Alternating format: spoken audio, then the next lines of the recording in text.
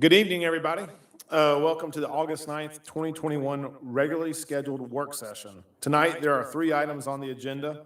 Public comment is allowed that is germane to an agenda item. If you wish to speak, you are required to fill out a public comment card. And if you are speaking on behalf of an organization, you must fill out an affidavit that you have the authority of said organization. Please remember that this is not a time to engage the mayor or members of the city council in conversation. When your name is called, please come forward and speak into the microphone, stating your name and address for the record.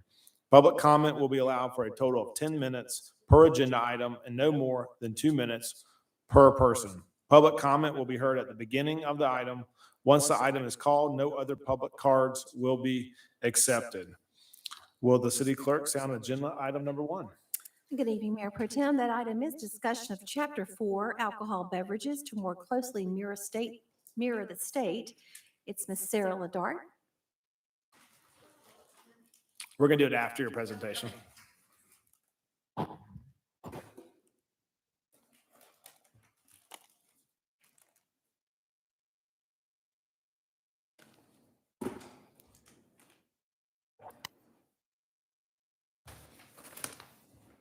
Good evening, Mayor and Council. We are here tonight. I'm here tonight with Community Development to discuss the growth of the alcohol-related licenses and concepts coming to Crabapple. We have been presented with multiple concepts requesting combinations of alcohol licenses that we currently do not allow, and we are looking for council's direction. I will start tonight by reviewing some definitions in what is currently legal in Milton. We'll move on to the proposed boutique grocery store. And if you're interested in that, we'll move on to a spreadsheet showing a new alcohol license situation. At the end of this, what we're looking for is if the direction that we're heading is what council wants to continue going in with these alcohol licenses, or if you want to limit this type of growth. The first one, we're just going over some definitions to refresh everybody's memories. Bars are currently defined as an establishment that has 75% or more of their total revenues from consumption on premises. An eating establishment must derive a minimum of 50% of its food and beverage sales from prepared meals or food. And then a restaurant must have a seating area that is at least 40% of the gross square footage of the establishment. We currently have a restaurant package sales license, which allows a restaurant to have a reduced price license to sell packaged beer and wine. This all started with the executive order during COVID that allowed restaurants to have to-go beer and wine. We morphed that into this discounted package license where you could have 1 glass or 1 bottle of wine or a 6-pack of beer with your to-go order. The state loosened that even more to allow a restaurant with consumption on premises to have a full retail beer and wine license. So currently, the state allows a complete beer and wine package license with this. The state prohibits a consumption on premises establishment from having a liquor package license.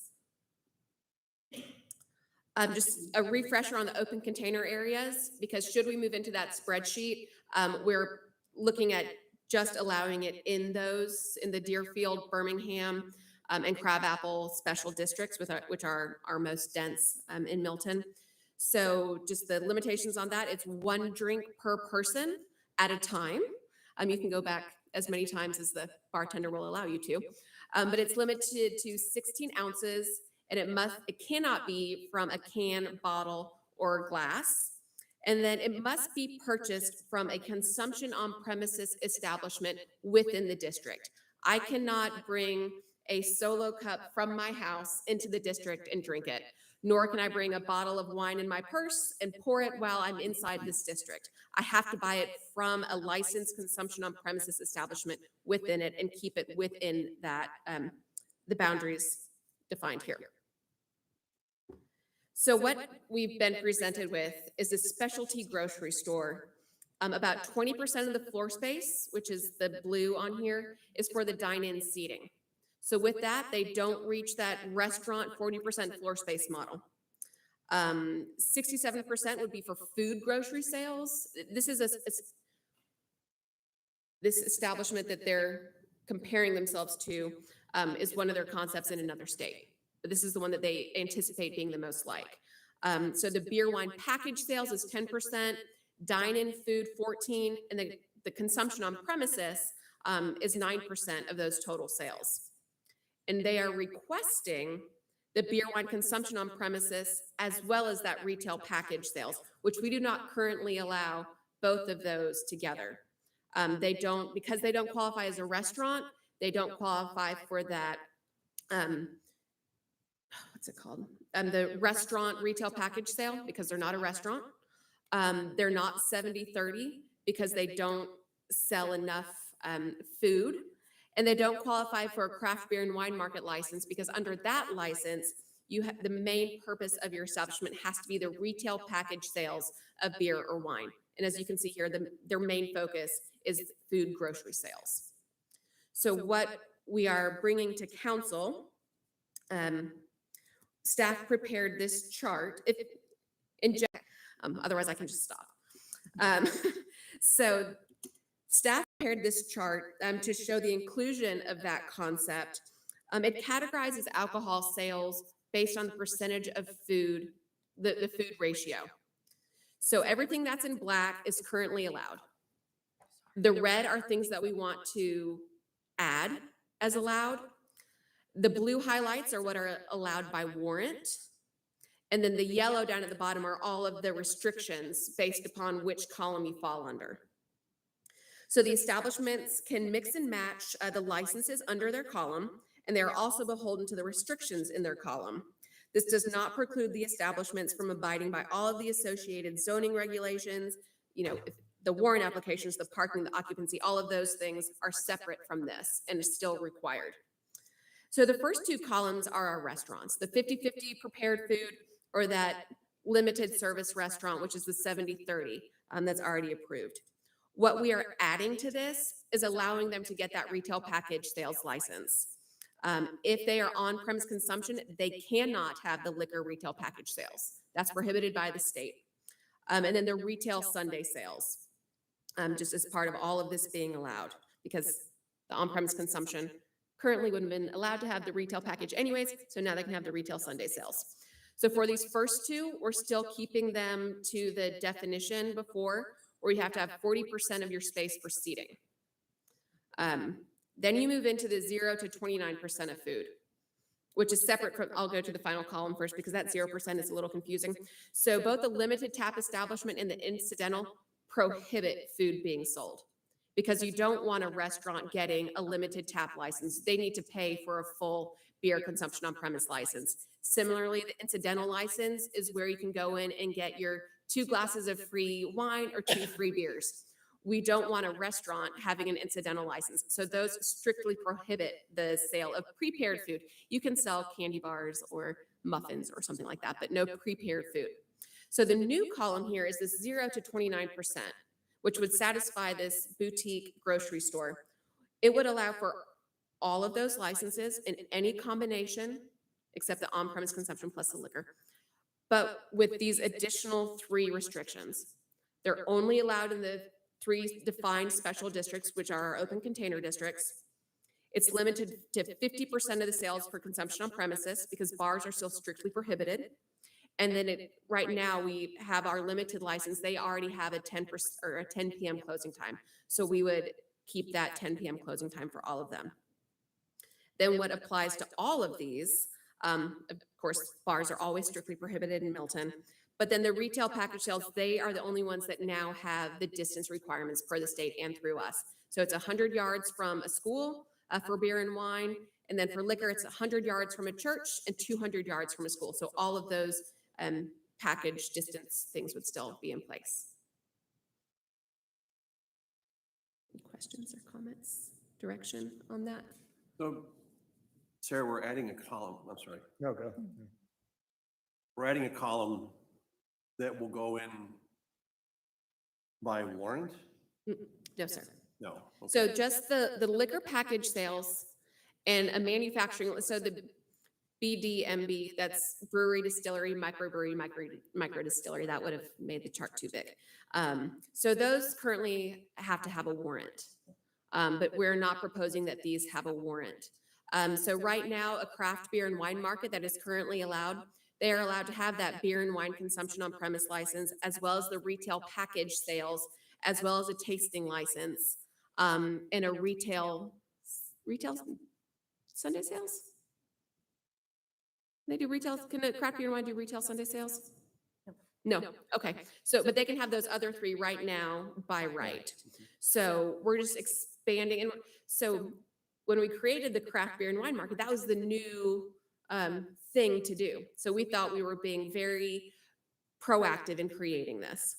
Well, then of course, as soon as this is adopted, we have this boutique grocery store come in who wants to have an ancillary part of their establishment for eating and having a glass of wine or a beer with your food.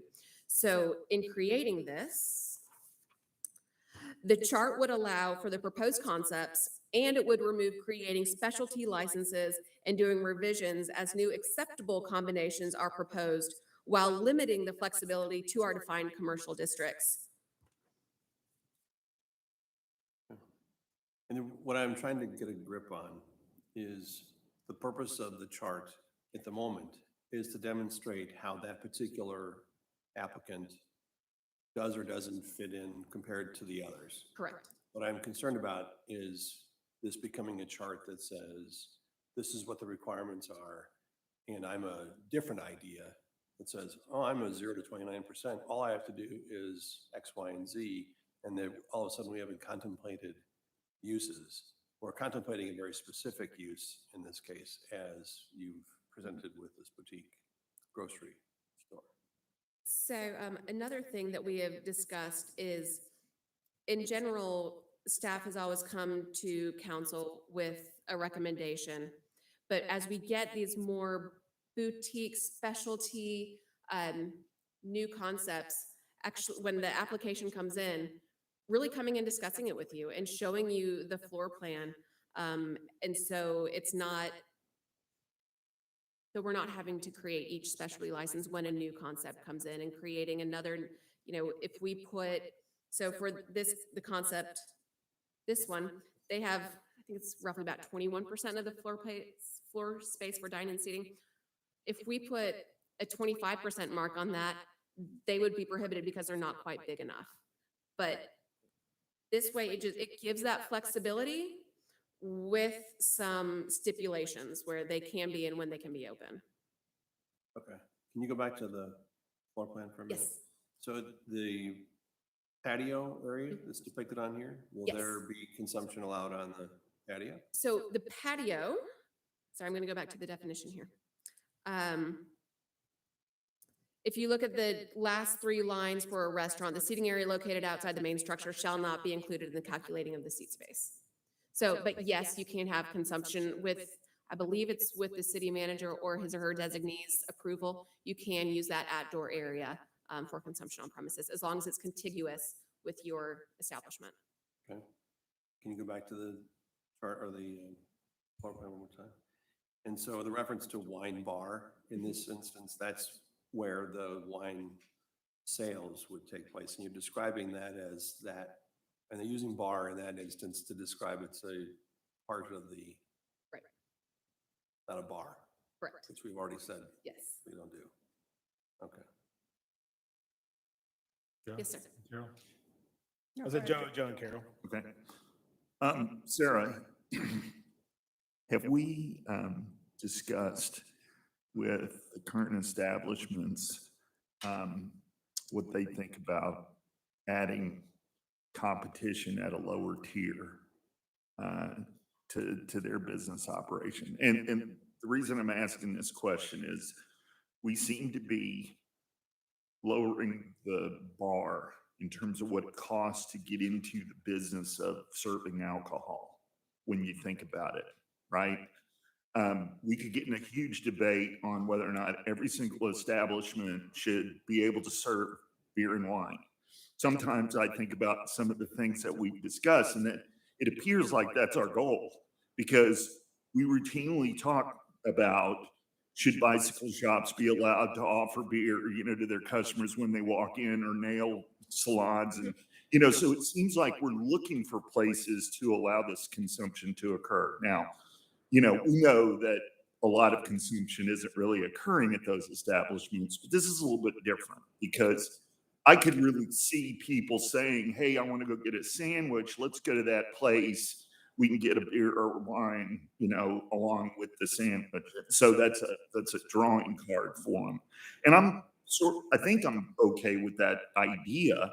But then we've got established businesses that have invested quite a bit to get into certain areas where they had to meet certain restrictions and criteria in order to do that. And so what we're really doing is we're creating all of this competition for alcohol sales, and we're doing it at different tiers. But at the end of the day, if all I'm after is a beer, I don't have to worry about going to a full-blown restaurant. I can go to,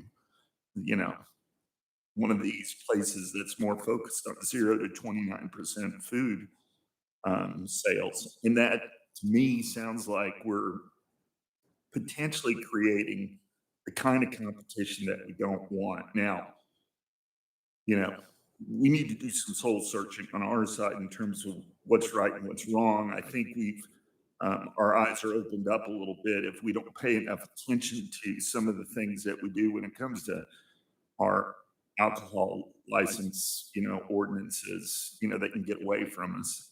And so we don't want that to happen. But have we gotten any feedback from the businesses that already exist in Milton as to, are these things good? I know you're hearing from people that want to come in, right? They're not already established. And I don't know that anybody that's already established would just tell you, no, I don't want competition, so I don't want the bar to be lowered at all. I don't think they would just react that way. But have we done anything like that to figure out what people's thoughts are, what our current established businesses think about these kinds of things? No, sir, but I could do that. Okay. Sarah, can you go back, please, to the chart? There we go. Yes. Thank you. So I assume that we have all these categories because it helps us designate where they fit and how we're going to charge them for their license. Okay. And I understand that you're trying to find a peg and the right kind of peg for the right kind of hole. I get all that. The whole thing, though, does feel, and I'm kind of just saying the same thing in a different way. It kind of becomes, I would become confused if I had the restaurant package, or if I were 30 to 49%, because I think I would get kind of caught in between and maybe paying a disproportionate amount. Because at the end of the day, you're seating people, and I guess the first category is too. And in this new category, people are coming in using the grocery store. And at the end of the day, foot traffic is foot traffic, and I'm not particularly concerned with what the percentages are of food vis-a-vis alcohol. So are there not other systems where what these establishments pay is just based on gross receipts of alcohol and then broken down by consumed on premises or consumed off premises retail? Real quick, I just got a message for you to speak into the microphone. I can't believe that I couldn't be heard because I'm so loud anyway. I'm sorry, gentlemen in the back. So is there not a more novel way to do it based on gross receipts? Because we don't really need categories per se, do we? Bernadette? So if you're saying that any sales of grocery, packaged alcohol, anything else compared to consumption on premises percentage? No, I'm just saying you have an establishment. The fact that we're trying to make things fit in categories with all these stipulations and everything, why does all that matter? Listen, it may be too elementary of a question. Why does that matter? Why is it just not off of gross receipts on what you sell? And then you can always break it down. What was retail, what was packaged, what was consumed on premises? I mean, it's obvious you sell a mixed drink vis-a-vis a bottle. why wouldn't we drive more from why wouldn't we be charging permits based on activity rather than category? So the way the state laws are regulated has drinks by, like liquor by the drink or alcohol by the drink, and then package retail. So we kind of tailored our ordinance to match the language of the state to ensure that we're in compliance with them. And then we have the additional layers of restriction in Milton that have, So we don't have any latitude to change it. Ken, you want to I jump Like in? Ken I weigh think in we on- do have, I think we do have latitude. I think what I'm hearing you say isn't this in a sort of simple way, isn't the consumption or the amount of sales, can't that just drive the It price? should drive it. I think, and number one, because obviously that has us always looking backwards to assess what their Mhm. permit fee would be. And we'd be doing it sort of a year backwards, right? So we would base your fee for the next year based upon what you sold the year prior. Well, we get money up front, Ken. Well, I think our, And then we true it up. Okay, I just brought it up because this just seems, based on other examples in other industries, and it's not your fault, it's something you and everybody does. It just seems like it just needs a total refresh. Because then the chart goes on and on and on. And to your point, people are gonna look at it and go, well, I'm not sure this is fair. But anyway. Sarah, and I have a couple questions real quick. So with this particular concept, they want to do the specialty grocery store with selling packaged liquor, correct? That's one part of it, or no? So that is a separate entity because they want, in the grocery store, they want to have the beer and wine consumption on premises.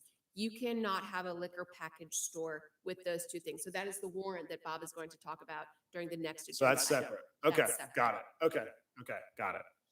And then I guess my next question is, so this is their second place. So they are already having this concept somewhere else? So it's a franchise. Okay, So yes, and I took a field trip to Whole Foods in Alpharetta.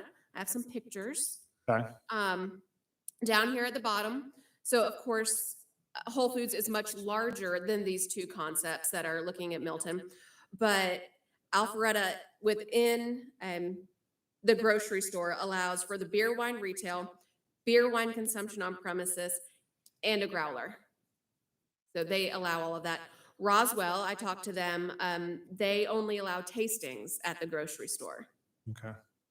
And then there were some other things in case y'all had questions about other ones that we had collected some information. No, I understand the concept. I actually like the concept, but I will say Councilman Longoria brought up a really good point, and I know Councilmember Moore wants to kind of protect, to make sure, we might like what we see here, but maybe protect what we are not seeing. So Right. maybe there's a way to tweak that maybe. Okay. I don't know. Lauren, did you? Yeah, no, I couldn't agree more. We've got some long established businesses that have met that requirement, and we've said no bars in Milton. We keep saying it, but I'm looking at it and it feels like it. So, it's hard to, foresee what's going to come. I think that this area is going to be very popular with young folks not going downtown as much anymore. And so my concern lies there with our ability to contain this. A lot is going to be occurring here. We have open container and public safety that is maybe, we need to, I'd like to know how other cities handle things like that, as they grow and this alcohol becomes such a focal point in so many places. So are we asking for a warrant for this or a buy right type deal? Okay. I would probably be, because I actually like this concept. I think it'd be great. But I probably for some protection, maybe a warrant might be more feasible. I don't know. So Sarah, in the 0 to 29% food sales, the reason we included the 0, or a consequence of including the 0 as one bound, is that there's no food sales at all. So we already allow that with the craft beer and wine market. Okay. So somebody then could open up an establishment where that's all they sold. So it keeps that you have to, less than 50%, sorry, with a craft beer and wine market, the main focus of your business has to be the retail package sales. It cannot be consumption on premises. Okay, So that's how we package that one up. okay. Paul? Sarah, I don't know where if you're planning to use the chart or if you just haven't gotten to it yet. It's the one that had all the different locations, So, the map of Crabapple. yes, Bob is going to talk about that next. If we can show that. Yeah, actually, that was a very telling chart for me. I know that if I understand the chart correctly, that some of the colors that you used to outline it, where if it was still white in the middle, that was a proposed. Proposed, yes. Now, if you take in all of the proposed as well as existing, it was like, oh my goodness, about 95% of the retail buildings in Crabapple have some sort of an association with alcohol. Correct. So just to keep in mind on this chart, so for example, on the one that's up on your screen right now, I blew up the kind of Crabapple Market and right across the street area because that was the main concentration right now. There may be 4 squares, that's one establishment. So Yeah. just, Yeah, I figured that part Okay. out. But it's still, I mean, if you look at Crabapple Road, 1, 2, 3, 4 in a row, 5 in a row, 5 in a row, then a gap of 4, and then 2 in a row. Then across the street are 2 more. yes. You hardly have to walk 30 feet and you've got another alcohol choice. And I know that there are different, different types of establishments, but alcohol is the underlying, There's a theme. component of alcohol. yeah, Yes. or component of alcohol. It's a good way to put it. I just wanted to make sure we took stock of that. Right, Well, and we're that's why going Bob and his team put this map together to show the concentration, to see if you like this, if you want to keep moving in this direction, allowing a little bit more flexibility, or if you look at this and go, we're saturated enough. We're content with the way things are now.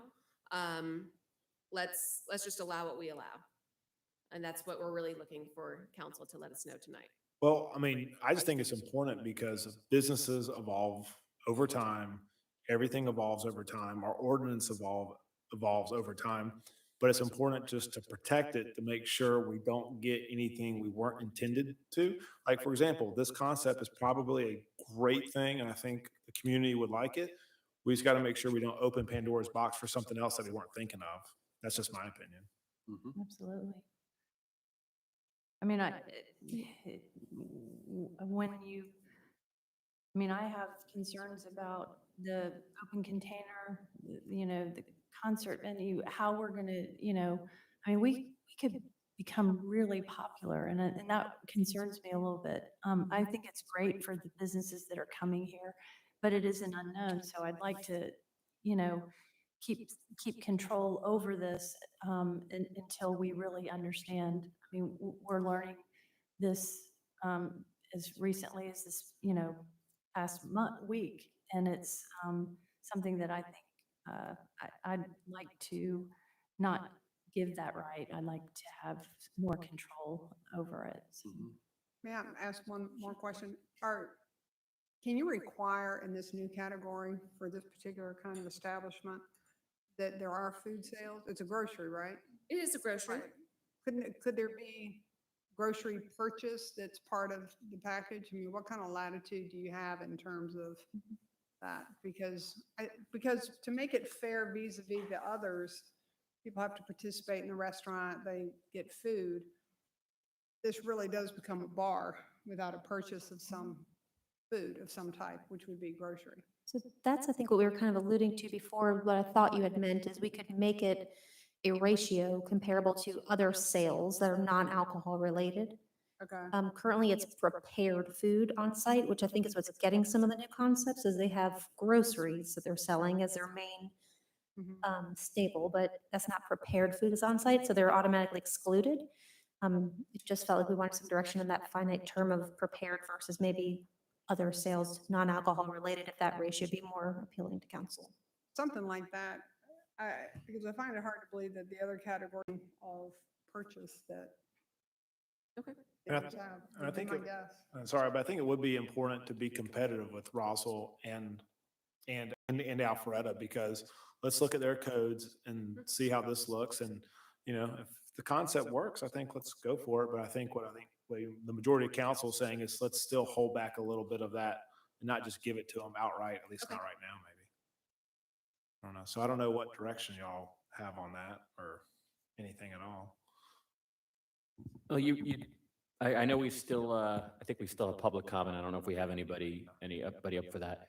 But I heard, potentially a warrant mentioned, which in hearing just generally what you've said, and keep in mind, we're not voting on anything tonight, as you all know. We would still have time, you would all still have time to weigh in on it. What we would want to know is whether or not you would like to see task staff with actually drawing up something to bring back before you. But a warrant could very well provide you all the protections you're looking for. Warrant is very similar, as you know, is very similar to a use permit or even a rezoning, in that you can add specific conditions to the establishment when you grant the warrant. And that might be something that would put you in a position where you might be more comfortable. Just a potential suggestion. Questions or discussion on that?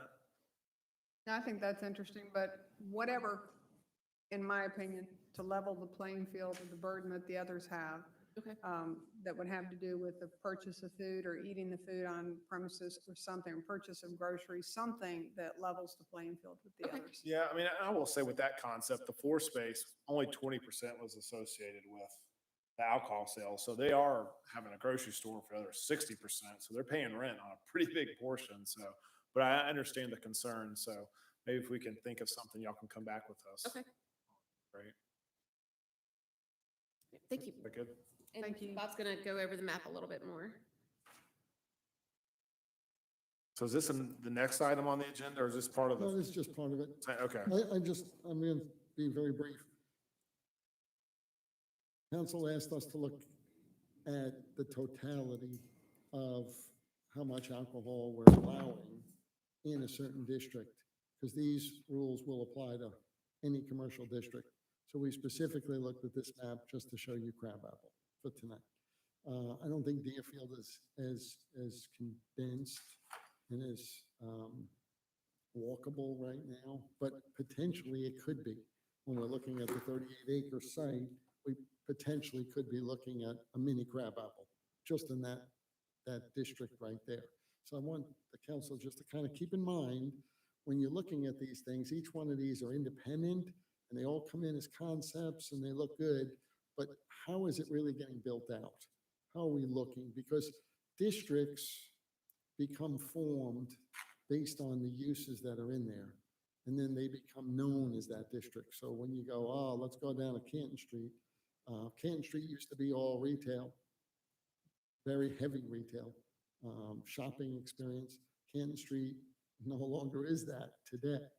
So what happened is Canton Street's transformed into more of a restaurant, alcohol-based kind of district, and that's the kind of attraction that you're going to bring in. So I think it's very important to look at this map because it really shows the amount of density, the location of the alcohol establishment, and the level of density of each one. So you can see the multiple boxes and how they're distributed in a very small corridor. It's not a very big district. And then it's starting to spread out to other areas, which would be the ones up here where Starbucks is now. And then that other corner, somebody has come in and expressed a big interest in buying all of Sally's property there. And most of those, he's slowly acquiring those properties like the bike shop and whatnot. Those are all being acquired. And he's come in and said, Bob, we want to do an alcohol-based kind of solution here. We want to have a very heavy alcohol-based kind of establishment. And there's not much I can do from a planning perspective other than make everything look real nice and pretty and make it function to the code, because everything else is underlying. So it's kind of going to happen. So you can kind of see the level of density. I just want to make sure that we're not looking, sometimes they come to you and you're kind of seeing them independent, and we're approving things independent. This is just a pictorial of how it looks collectively. That's all. There's a difference. You did some Yeah, quick research. so I spoke to 3 different jurisdictions in general, anecdotally, so it's not like hardcore numbers and percentages, but from the community development department perspective, not from the alcohol perspective. So Woodstock is pretty much market driven. They have a lot of different alcohol permitting. They do the beer and wine market. They also have breweries and distilleries. Everything is required to meet the alcohol ordinance, but there's no limitations to percentages. Well, we only want so many breweries, or we only want so many brew pubs, or beer and wine markets. So they're pretty free, market driven. They did indicate that if you go to downtown Woodstock, the western side of Main Street is more old money, so to speak, established areas that have tended not to turn over to restaurants and everything, because I think they have more stability financially, but that they have seen some overturn of retail establishments on the eastern side, because that's more newly developed and they're renting, and maybe they can't afford the rent. So there's been more transitioning, but again, they have no limitations. It's pretty much, let the market drive it. They also talked about they have the same regulations for being able to walk around with open container. For them, they see it as a way that when people are waiting for restaurant space, they can drink, and then they can go and peruse the different shops, because they have a fair amount of retail there, and then go back to the restaurant. So they just see it as that ability to walk around with open container is just encouraging the overall life in downtown. In regards to Roswell, is what was mentioned. Bob said that that's transitioned again. There's no regulation to, we only want so much percentage of retail or so much percentage of alcohol-based or restaurants. But they have obviously seen some transition from retail into more the restaurant. I think Sarah had talked to economic development, and that is it the Chandler? Yeah, the Chandler had sold their building for $3 million. And so what replaced it was not another retail establishment. It was a restaurant. So they saw that that's happening as well in Roswell. And lastly, for Alpharetta, what's interesting is with their distilleries and breweries, they require, because they only allow it by right in light industrial zoning districts. So obviously downtown Alpharetta is not light industrial. So they required those 2 uses to go before city council as what they call a public hearing process from a zoning perspective, not with the alcohol side.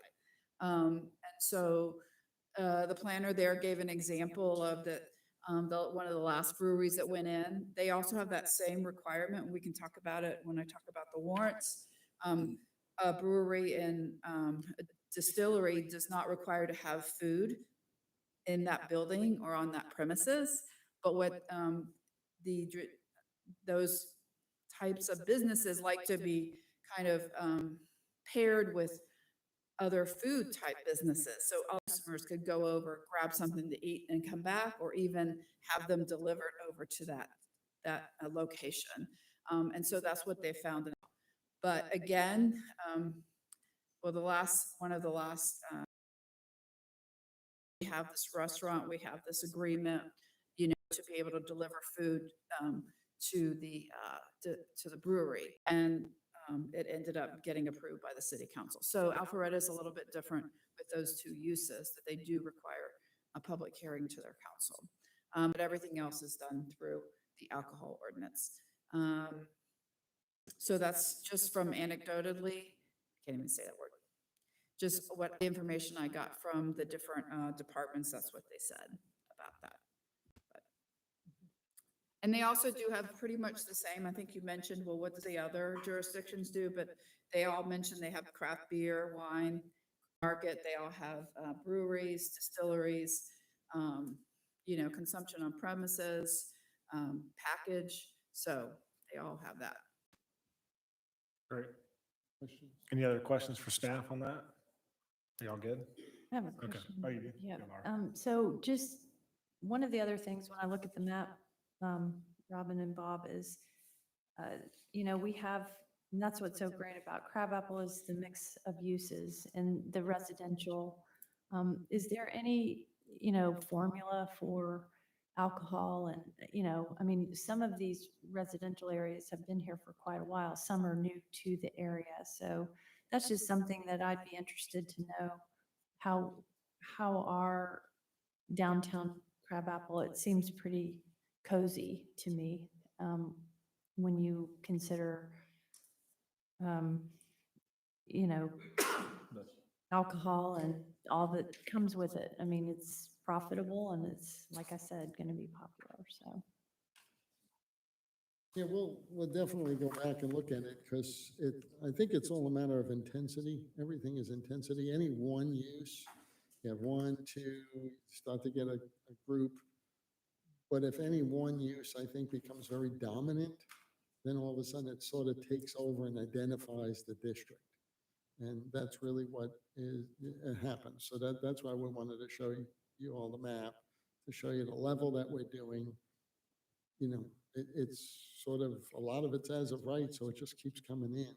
And it's just a matter of how much of that can we really, absorb before it becomes the dominant controlling identity of the district. And that's really, we'll continue to look at that and all, but I think the map sort of starts to show you the direction we're going. And that's really, it's very difficult once we get all those businesses in place and whatnot, to start trying to say, wait, market would have to drive at that point. It'd be really, really hard for you all to kind of control that. Two other graphics. So I talked with both the developers at Crabapple Market and at Market District over the weekend, and they allowed me to share these with you. And the information, of course, they do not want to be held. These are not committed. The notes on the bottom, these are what they are going after. But this just shows in Crabapple Market what is committed right now. We have a kitchen shop, we have a cycling center, a law firm. That one, I believe, is an attorney, a boutique artisan market. And so what they were talking about before with so Six Bridges is on the corner here in the left corner, right next to Spiced Right.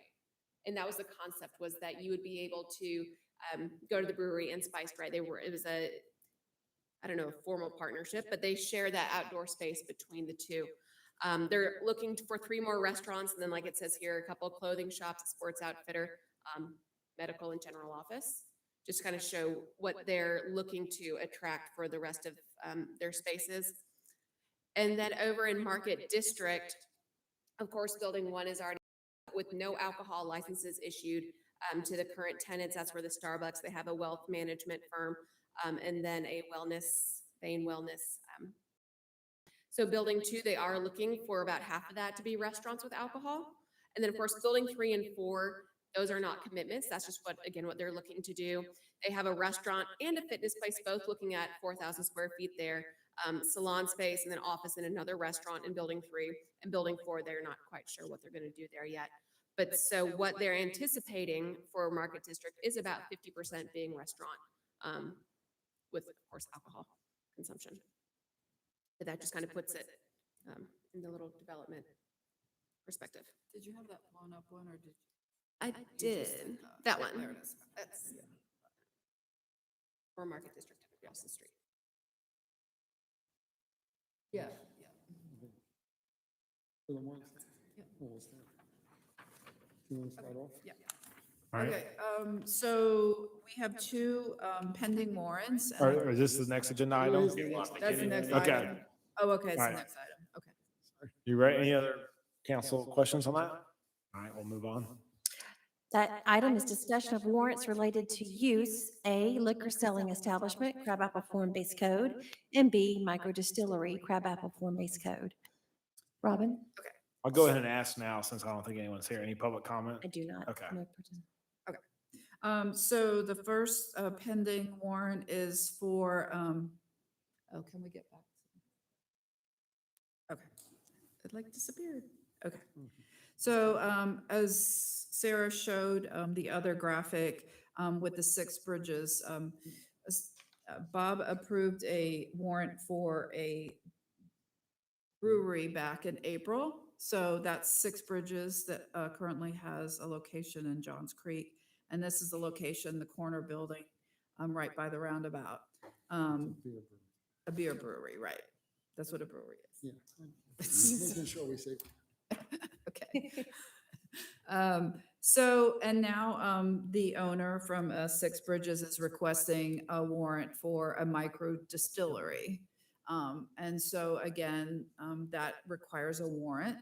And we just wanted to get some feedback from you, what you all thought about that potential additional use right here on the corner. And then again, it's not part of the warrant, but you're probably wondering, well, what is this? Well, we're assuming that the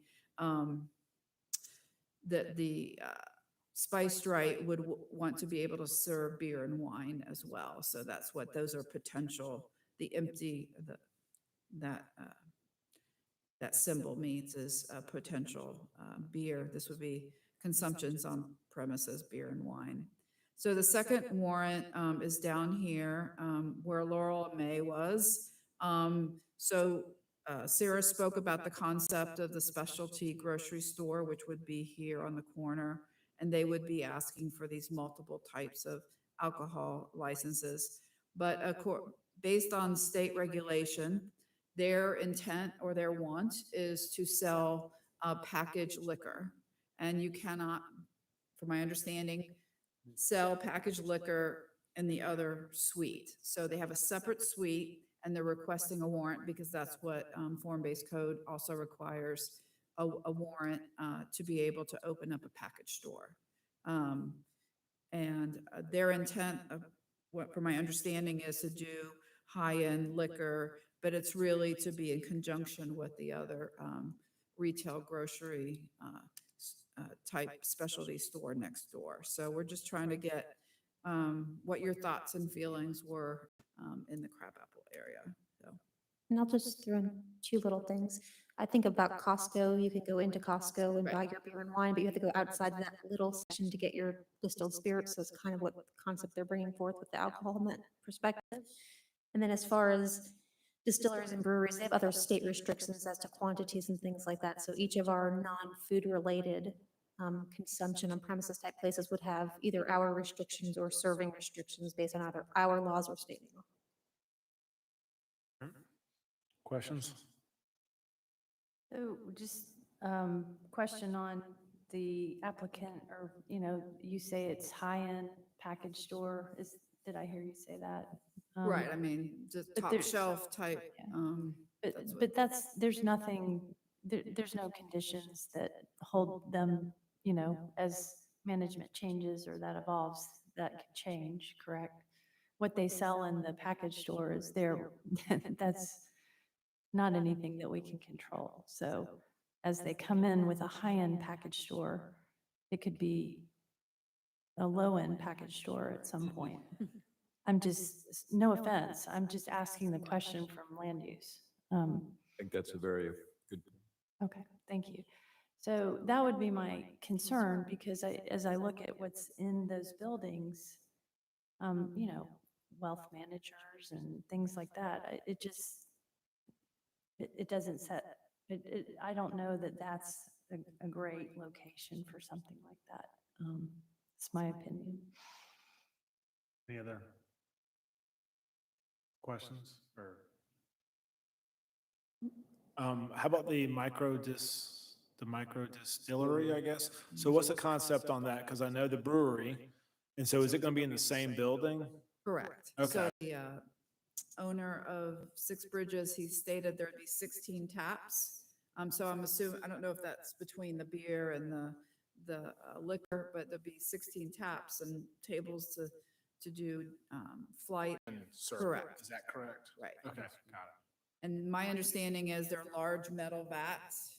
I mean, it's not, it won't take up the whole area, but it's all self-contained with the distillery.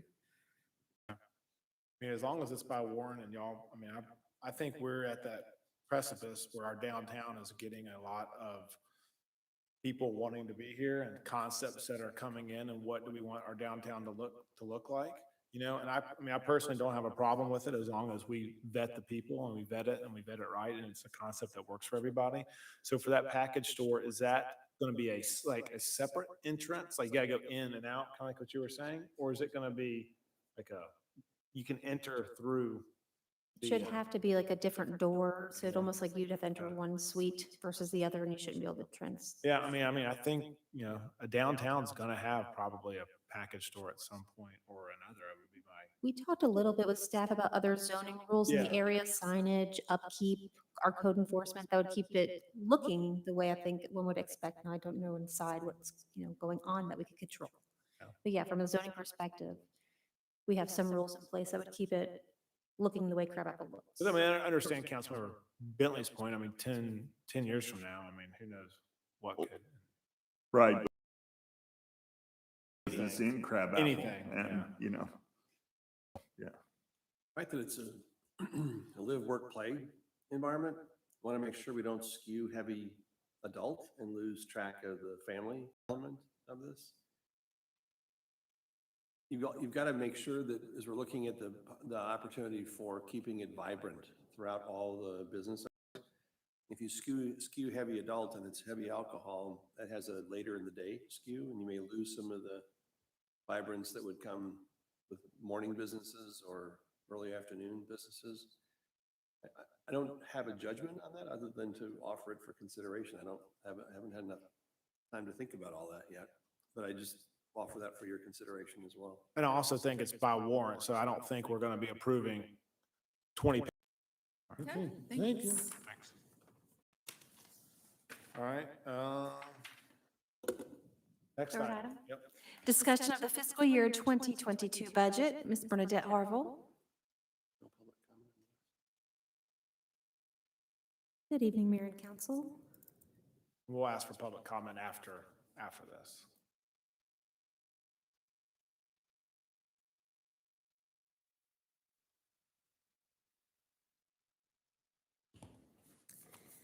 We are here this evening to discuss the proposed budget for fiscal year 2022, which will cover revenue collections and spending from October 1st, 2021 to September 30th, 2022.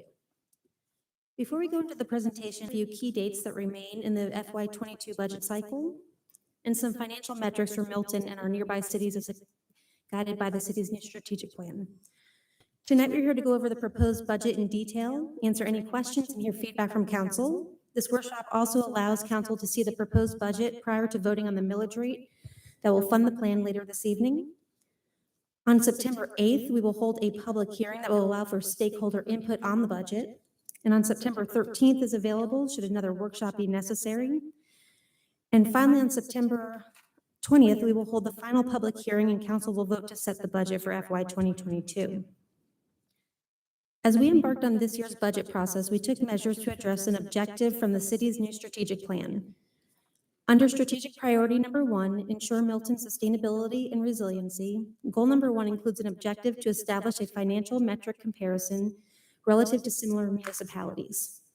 Our summer intern Chloe Richardson and I spent weeks going through demographics, budget documents, and audited financial reports to identify comparable municipalities and collect financial data to benchmark Milton's revenue collections and spending against these communities. We identified several cities outside of North Fulton, but as we began to collect data, we quickly recognized that there were many obstacles to creating an apples-to-apples comparison. Some communities do not have local option sales taxes, while others have substantial community improvement districts or have relationships with their county to provide fire or recreation services. So in the end, for phase 1 of this project, we chose to focus on those cities we know the most about and can ensure the most confidence in our comparative data.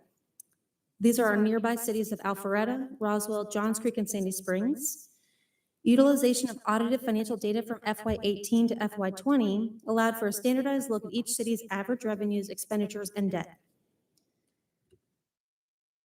On the screen, you can see 3 charts depicting revenue collections and property tax levies over the 3 years researched.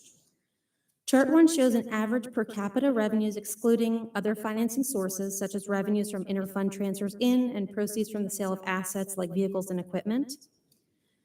For reference, we use the average population from 2018 to 2020 for the per capita calculations. And although Milton is similar in size geographically to Roswell and Sandy Springs and about 1.25 times larger than Johns Creek and 1.5 times larger than Alpharetta, we have about 40 to 60% fewer residents. I say that to explain that if Milton were to have the typical density we see in North Fulton, the blue bar representing our city would only get smaller in these comparisons in the per capita charts. The second chart shows the average revenue collections. You can see that Milton is around the $30.2 million mark, with Alpharetta at $67.5 million, Roswell at $76.3 million, Johns Creek at $62.9 million, and Sandy Springs at $103.2 million. This shows us that although Alpharetta physically collects fewer revenues than Sandy Springs, they lead in per capita collections as their population is approximately 39% less than that of Sandy Springs. At the bottom of the page, we took an average maintenance and operating tax levy over the past 3 years and put that in reference to the average tax, the actual tax levy for each year. You can see that with a tax-based makeup at these other cities, even with a lower millage rate, cities such as Johns Creek's average tax levy is about $4.5 million more than that of Milton's. On the expenditures page, you can see the pattern for average expenditures per capita, actual spending, and how that spending is distributed across functions for each city. Again, even with Milton's lower density, our spending is one of the lowest per capita in North Fulton, and when looking at actual dollars, we are the lowest. The final chart on this page shows that all cities are fairly in line with how they spend money across the different functions, with public safety representing an average of 47%, followed by general administration at 19%. Where it starts to differ a little bit is in that third category, where some of the cities are spending the next third largest percentage on public works and others on recreation and culture. The final category we surveyed at this time was debt. These charts represent each city's current debt, including GO bonds, revenue bonds, capital leases, notes payable, certificates of participation, and more. Milton's per capita debt is higher than Roswell and Johns Creek, and again, if we had more dense population, that bar would decrease. When looking at actual debt for governmental activities, Milton has the second lowest outstanding debt at this time. Benchmarking helps give us an understanding of trends in local government and where we stand as a deliverer of services and the value of our taxpayers' dollars. We have one more metric we looked at, and that was salaries and wages in the local areas, and I'm going to turn over the podium to Stacey Inglis to talk about that final benchmarking. Good evening. So we do a wage and salary survey every year or 2 years, depending on the cycle. Typically, we switch back and forth between public safety and administration. So we do that. We do salary and surveys so that we can remain competitive in the market, mainly. We want to make sure also that we remain fair and equitable pay internally. And we conduct them, conducted this one in January 2022. And Sam sent it out to 17 jurisdictions in our areas, in our area. And these are the municipalities and counties that we sent it to and who participated and who did not. And we had 2 cities that did not participate. And before I get into the comparable or into the tables showing each police, fire, and administration, I want to talk a little bit about the methodology that we use to analyze the data, and to gather the data. So HR sends out a list to all these comparable cities of our positions. They have the position title, they have a job description, and we ask them to come back with whether or not the job description is equal to, greater than, less than the job description that we have. We also ask them for what their job title is, and we ask them for how many participants or how many incumbents are within those positions and what their average pay is, and then we ask for pay table data. When we analyze that data, we take a median meaning the middle number of all of the numbers that for each position. And we analyze the standard deviation to determine how close the salary data is to the median number. So if they are too far away, we call them outliers, and we exclude them from the average data that you'll see in the tables in just a moment. We also sent this data to police and fire departments and asked them to analyze the data, asked them to come back and give us some comparable cities that they consider most closely resembles their departments. So for police, they chose Alpharetta, Duluth, Dunwoody, and Woodstock. And you can see our data is everything in orange, and the whole total market data is everything in blue.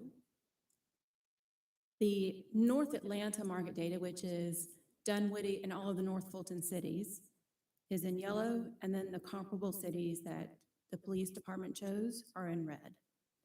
Overall, police salaries are 4% behind market, 13% behind the North Atlanta market, and 8% behind the comparable cities.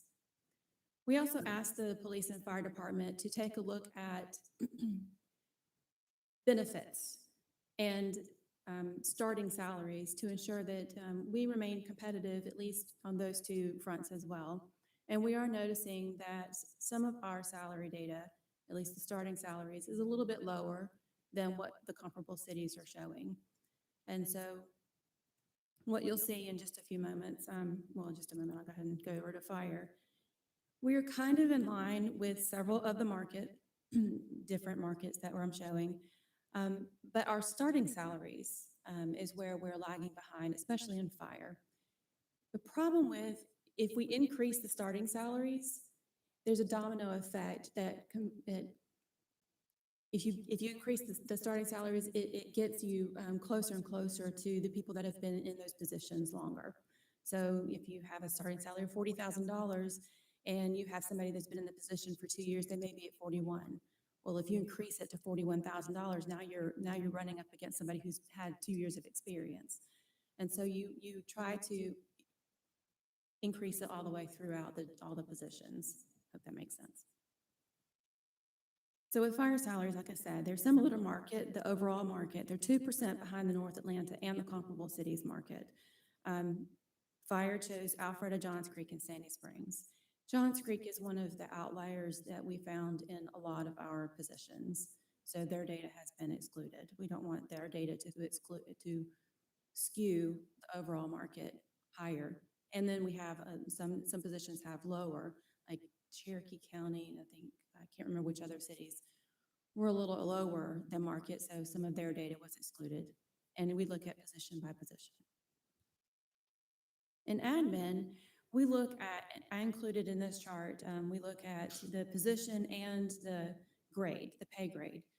What you'll find in administration is we have so many different positions that have a lot of different responsibilities than when you find in comparable cities. So we have, let's say, a crime analyst in our city is run by a civilian. In other cities, it could be run by a police officer, a certified police officer. So we have to take a look at that data as a whole. We also look at, like I said, pay table to ensure that we reach a position within each pay grade. So we look at all the pay table in total and see how that looks in the market across the board. And so what we've determined is admin salaries are about 7% behind market, 16% behind the North Atlanta market. Like I said, North Atlanta is Dunwoody, Sandy Springs, Johns Creek, Alpharetta, and Roswell. So the recommendations are to increase the police pay by 8% and move the pay table by 7%. Moving the pay table gets you up, gets that starting salary up to where it's comparable in the market. Police especially, and fire, I will say too, are having issues attracting and recruiting people to that career. Obviously, the general environment that we're in is causing some of this, but also the starting pay that we're seeing and the benefits that are seen in other cities are our competition. And so we need to try to get that starting salary up. Fire pay, we're requesting to increase it by 6%, and move the pay table by 5%. Again, that has to deal with starting salaries. Other things that we're doing in police and fire, and you'll see as Bernadette goes through the budget presentation, is we're talking about doing referral pay. So if there is somebody internal that refers a police officer, a certified police officer, or a paramedic firefighter, there's a certain amount of money that they'll get if they stay for a certain amount of months. And then I think there was another one that comes if the person stays for a year. There's also a sign-on incentive that we're looking at implementing as well that will help attract people into those positions. For admin, we are requesting to increase the pay by 7% and move the pay tables by 6%. And then for department directors, it's an overall 3%, but there are a few positions that are out of line in the market, so we're going to right-size those positions. And the total cost is $598,000. Typically, a 3% mark adjustment is about $250,000. Questions? Any questions for Stacy? Do you want comments? Now the time for Comment. comments? Are we Comment. going through a lot more? or We're gonna go through a lot more, but you can feel free to For comment. this if you part, want. you can go ahead and if you want. No, we can do it. We can wrap it later. We're gonna do the budget, but for the Yeah. stages, you can go. Okay. So on this part, I would just like to be on record as saying that I'm very much in favor of truing it up. We have many, many very astute taxpayers who certainly understand through their own businesses and experiences that turnover is extremely expensive and very demoralizing to top staff. So to be competitive, the common scenario is someone is looking at wages in an entry position and can't, because one place is more popular, they can't get a position now, but they might come here, get trained. How many hands and man hours does it take to train somebody only to have them jump 3, 4, 6 months later? And that's happening. So it's a real problem that I think there is math behind it to be able to quantify turnover, but you also start to lose senior level people all the time. So we've got to be competitive, and this is an opportunity, I think, to true it up, and I'm for it. All right. Good, Jeff? So do we have other factors that we try to correlate information to? And what I mean by that is we've talked about how our pay seems to be behind in some areas. It seems a little strange because it seems to be behind in the rank and file and a little bit more even as you move up the chain of command, which there's probably some good reasons for that. I'm not really worried about that in general.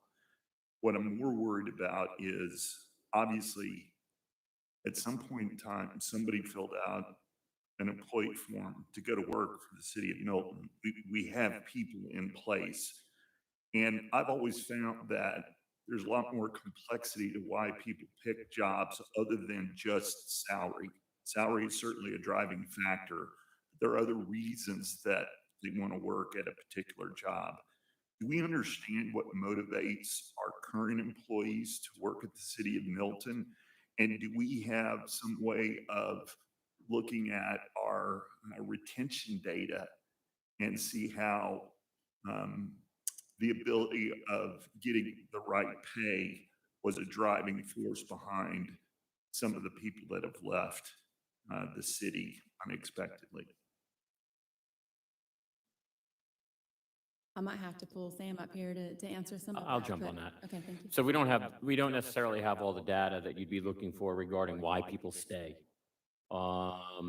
It is, I'm anecdotally, salary is one of them, but of course, we also have excellent facilities, excellent resources, excellent equipment, and a great working environment and a supportive community, which you don't have everywhere. And all of those things play into why someone stays once they're here.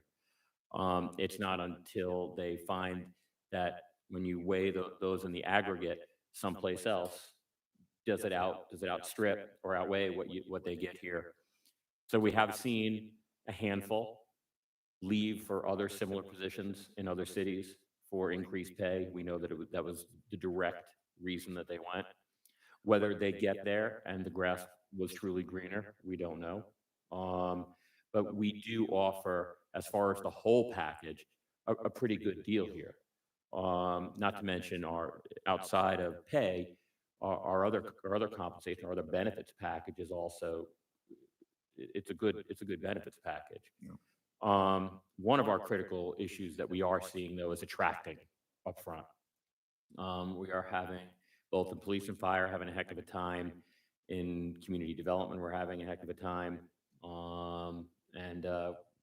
In HR, we've had several issues trying to attract the initial talent in the door. And we find ourselves as recently as today, getting out negotiated, in pay. So there is something to what this is. We do want to make sure, pay does a lot of things. And I know you don't need me to explain that to any of you, but there is just the connection between pay and the value of an employee is first of all, depends on the individual. But also it's not necessarily as a direct line as people often think. So there are other benefits like a great work environment, a great boss, the upward mobility opportunities, which is a problem we have in some of our departments. But that whole package, I believe that's why we've been lucky enough and we've been able to retain the numbers we have, because overall, I think we have a pretty darn good package. But we are as we continue to slip back in this race, we're starting to see people jump ship.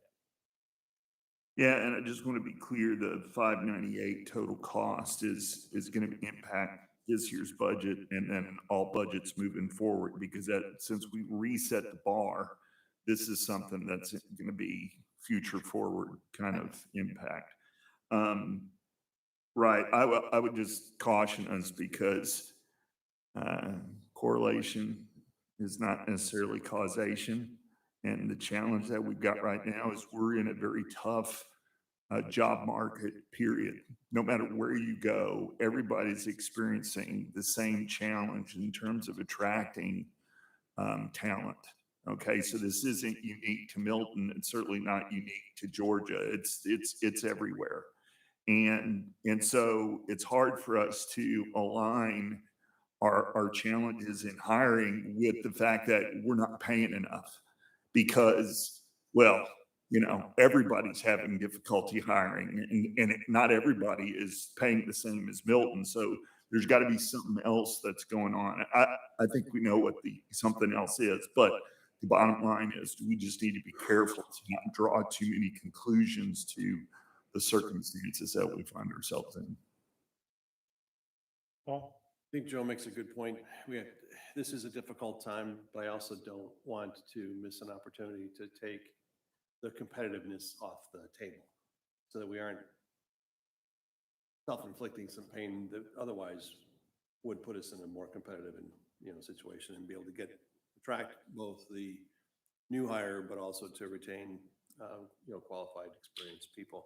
But I'd also be interested, Stacy, in knowing, is there a threshold? Is there a timeline where we see a departure at 2 years or a year and a half?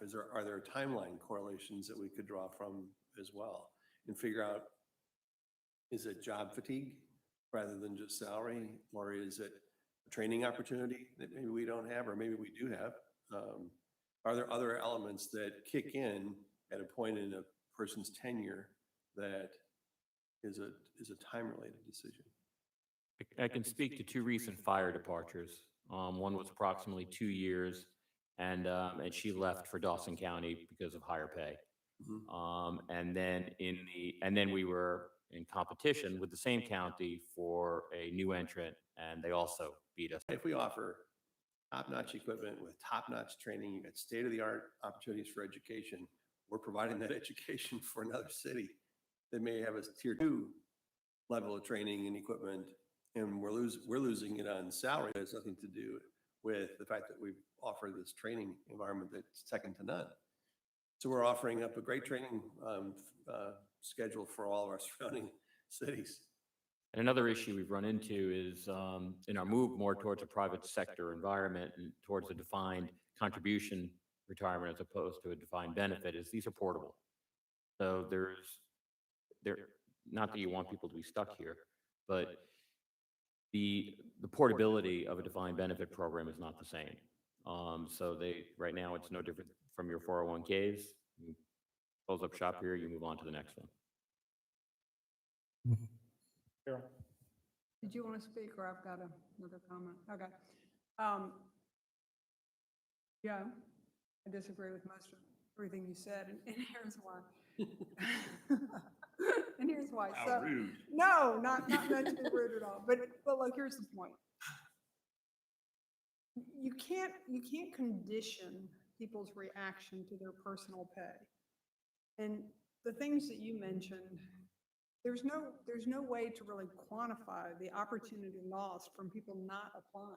We don't know who they are. We don't know how many people haven't applied because they don't see that direct benefit to them. And if the salary doesn't true up vis-a-vis our neighboring cities, then they're not looking at the things that Milton gives because they just assume they're not as good as everything else because the salary itself is not as good for them as the other cities.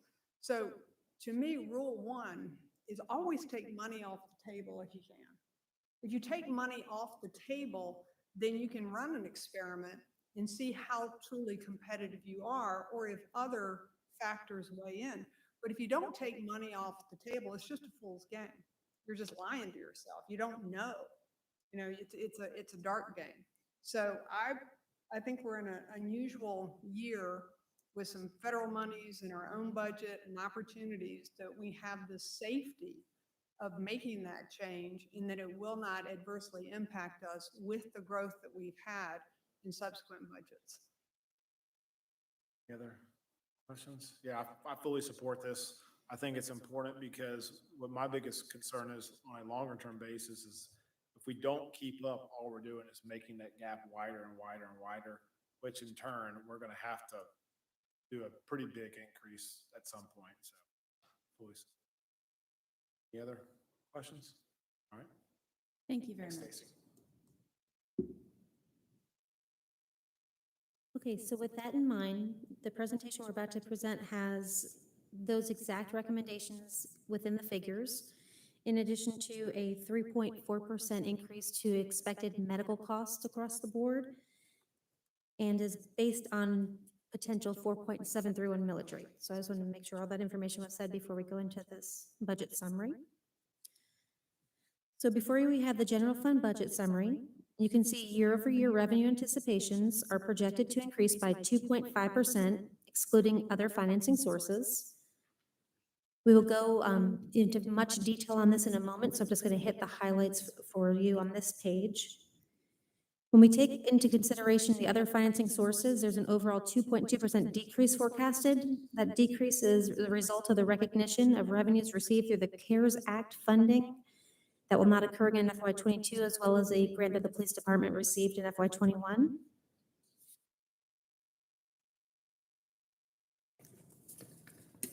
And as we look at the breakdown for the department's expenditures year over year, you will see that continuing operations are increasing by 3%. And when you include the new initiative request, that variance goes to 6.4%. In other financing uses section, you can see a drop of approximately $5.8 million as fund balance beyond required reserves and revenues received in excess of anticipations in FY21 were transferred to the Capital Projects Fund to fund the city's pay-as-you-go projects in the capital improvement plan. Just as a reminder, those transfers included funding to acquire land for a new active park facility, as well as starting to fund the construction of this facility that will be in a request before council in the final 2021 amended budget in September. There was money to fund local road safety plan, to funding to address site improvements at the city's green space properties to get those open and safe. And finally, funds to purchase a new fire apparatus that was part of the fire department's initiative to deploy particular equipment in order to reduce staffing needs at this time. Again, these one-time transfers will not recur in FY22, resulting in the decrease seen there. In the end, the request will be balanced with the utilization of about $761,463 from the city's fund balance. That is over and beyond what is required for us to keep by law. Moving on to the detailed revenues on the next page. We have revenues for FY 2019 and 2020 for your reference. Those are actual collections as well as the amended budget for 21, which will include amendments again that will be before you in September. And the proposed FY 22 budget. These variances represent a comparison of the FY 22 proposed budget to that FY 21 final amended budget. The first line, real property taxes for the current year, represent the city's primary revenue source and is anticipated to increase by 5.1%, as was explained in detail in the last two millage rate public hearings we held last Monday. Title ad valorem taxes are the tax you pay when you purchase a vehicle. Intangible tax and the tax is the tax one pays on a note taken out on a mortgage. And real estate transfer tax, or the tax that one pays on the actual purchase of a home, are all recognizing a slight decrease in anticipated revenues as we utilize a rounded average from the last 2 years' activity. A decrease is seen in the telecommunications franchise fees line item, and that's a result of recovered funds owed to the city in FY 21 that will not be anticipated to collect again in FY 22. These funds were collected through a partnership with the city and Georgia Municipal Association for our telecommunications and right-of-way management. Moving down to local option sales taxes, staff employed a different approach to this forecast. We took an average of the more standard years and applied the standard growth trend that we've been seeing in those years to anticipated yield of $10.2 million for fiscal year 2022, resulting in an increase of $303,525 seen here. Second variance in the licenses and permits. This is the result of a full year of in-house collections resulting from the decision to bring this function in-house and have Milton employees doing 100% of that work as opposed to a third party. You'll recall that FY 21's budget adjustment accounted for collections for about the last 4 months of the year, and this is for a full year. And finally, we have the transfer in from the operations of the grant fund. That was the recognition again of that CARES Act fund as well as the police department fund that I mentioned before. And you can see again overall, an overall decrease of 2.2%, but when you exclude those one-time transfers, an increase of 2.5%. I will stop here if anyone has any questions about the revenues before we move on to the expenditures. Okay, excellent. So I'm going to go department by department, and I'm just going to discuss the notable variances. If you can stop me if you have any questions, or I'll stop again at the end to see if anyone has anything to mention. In the mayor and council department, it's fairly consistent year over year. There's an increase to the travel that includes training for any new council members, as well as a return to pre-pandemic off-site training and its related travel. The decrease of $7,500 in machinery and equipment is related to the planned replacement of council tablets in 21 that will not recur for another 3 to 5 years. In the city clerk's office, there was a transfer of one full-time employee position FY 2021, and that transfer is being slightly removal of a part-time position in that department, netting one full part-time position removed from our staffing counts. Again, for city clerk department, the year-over-year decrease is partially offset by that market adjustment to salaries that Stacy went over, as well as that 3.4% increase to anticipated medical costs recommended by our insurance broker. The net decrease in the professional fees line item accounts for the November 2021 general election, offset by costs related to our city's document archiving project that is anticipated to end in 21. The increase in salaries and wages in the city manager's office accounts for a full year of funding for the deputy city manager position that was approved in May of 2021, as well as the market adjustment to salaries and the medical increases.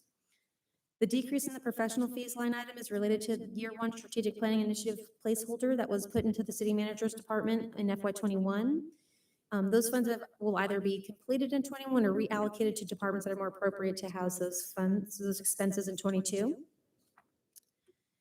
In general administration, we have a slight decrease in machinery and equipment. We purchased an envelope sorter and folder that will not recur in 21. In the finance department, there is an increase in salaries and wages to account for a return to a fully staffed department led by the financial services manager, as well as that increase in salaries and 3.4% to medical benefits. If you will recur, we had a vacancy between the time that we moved my current position to the city manager's office, and that was also needing to be trued up to have a full year's worth of this financial services manager position. The decrease in administrative services is a result of the final phase of moving to an integrated credit card merchant that collects any of those related user fees directly, moving away from the city as a pass-through for those fees.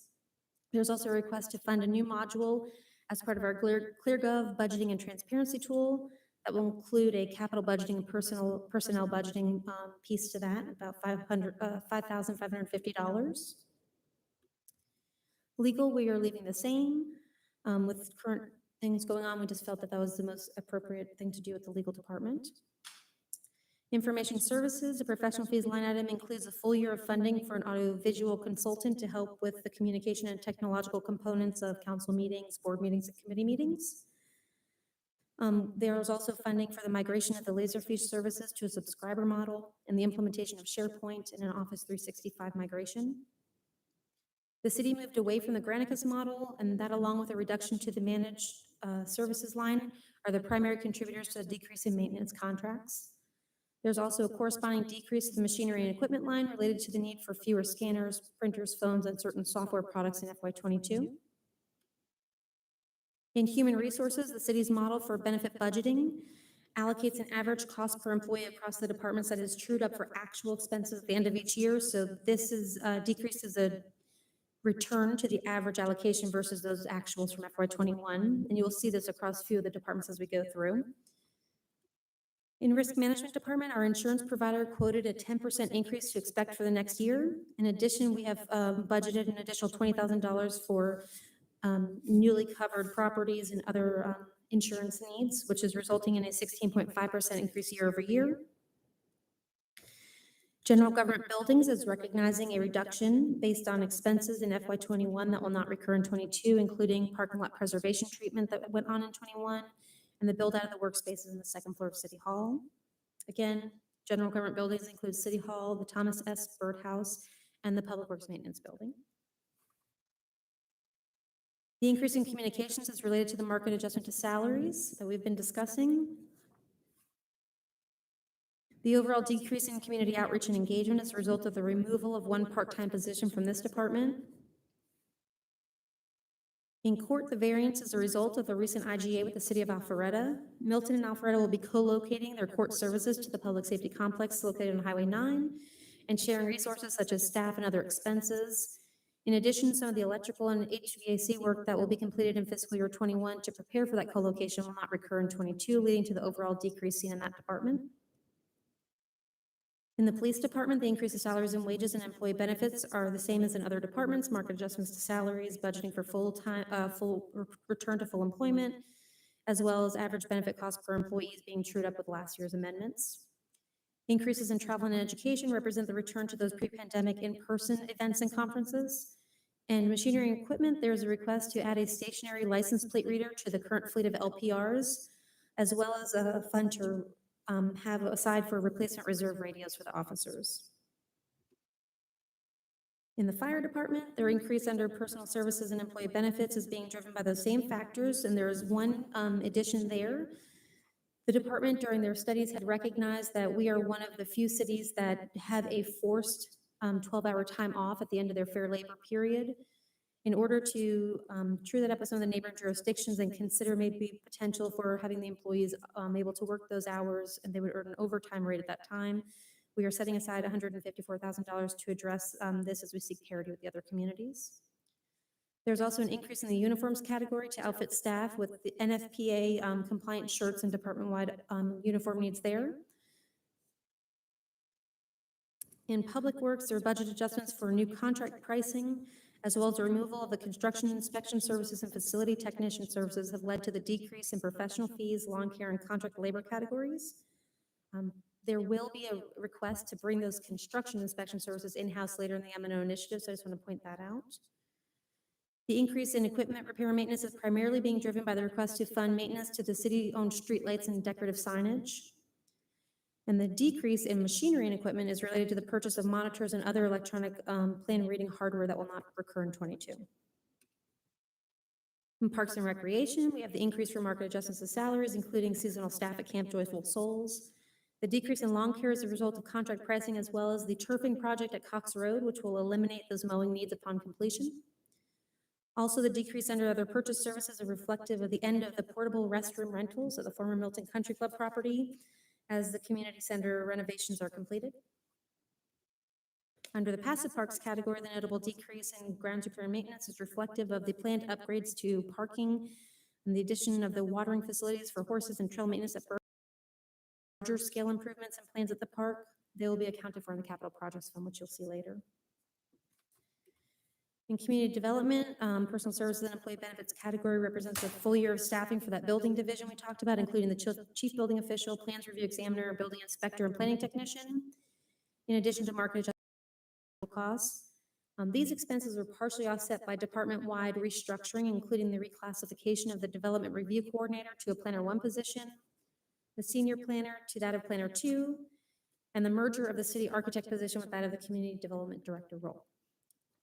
The decrease in professional fees is being driven by an initiative to bring these services in-house. And again, I will go over that request for the development engineer in the initiatives later this evening.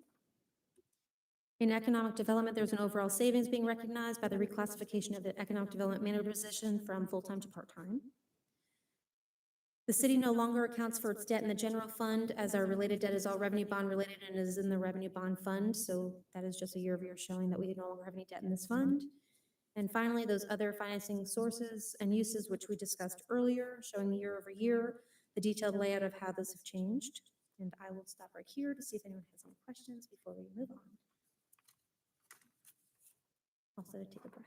Okay. So here are those new initiatives. The total of $850,055, which you saw on that general fund summary at the bottom. We call these out separately to call attention to what new initiatives the departments are asking for that go above and beyond our current year-over-year operating. As Stacy mentioned, there are a few other programs for our police and fire departments looking to gain parity with the surrounding communities. The first initiative is a referral fee program for current staff who recommend a certified police officer or paramedic who gets hired by the city.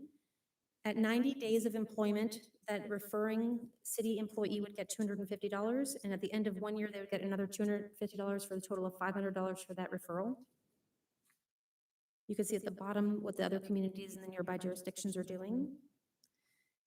The second incentive is a sign-on incentive for those same positions of certified police officer and firefighter paramedics. Those are the employees we would be hiring, and they would receive a $2,000 payment at the end of either the field training timeline in police or 3 months in fire, and then an additional $2,000 at the end of year 1 for a total of $4,000 for those new hires in those specific positions.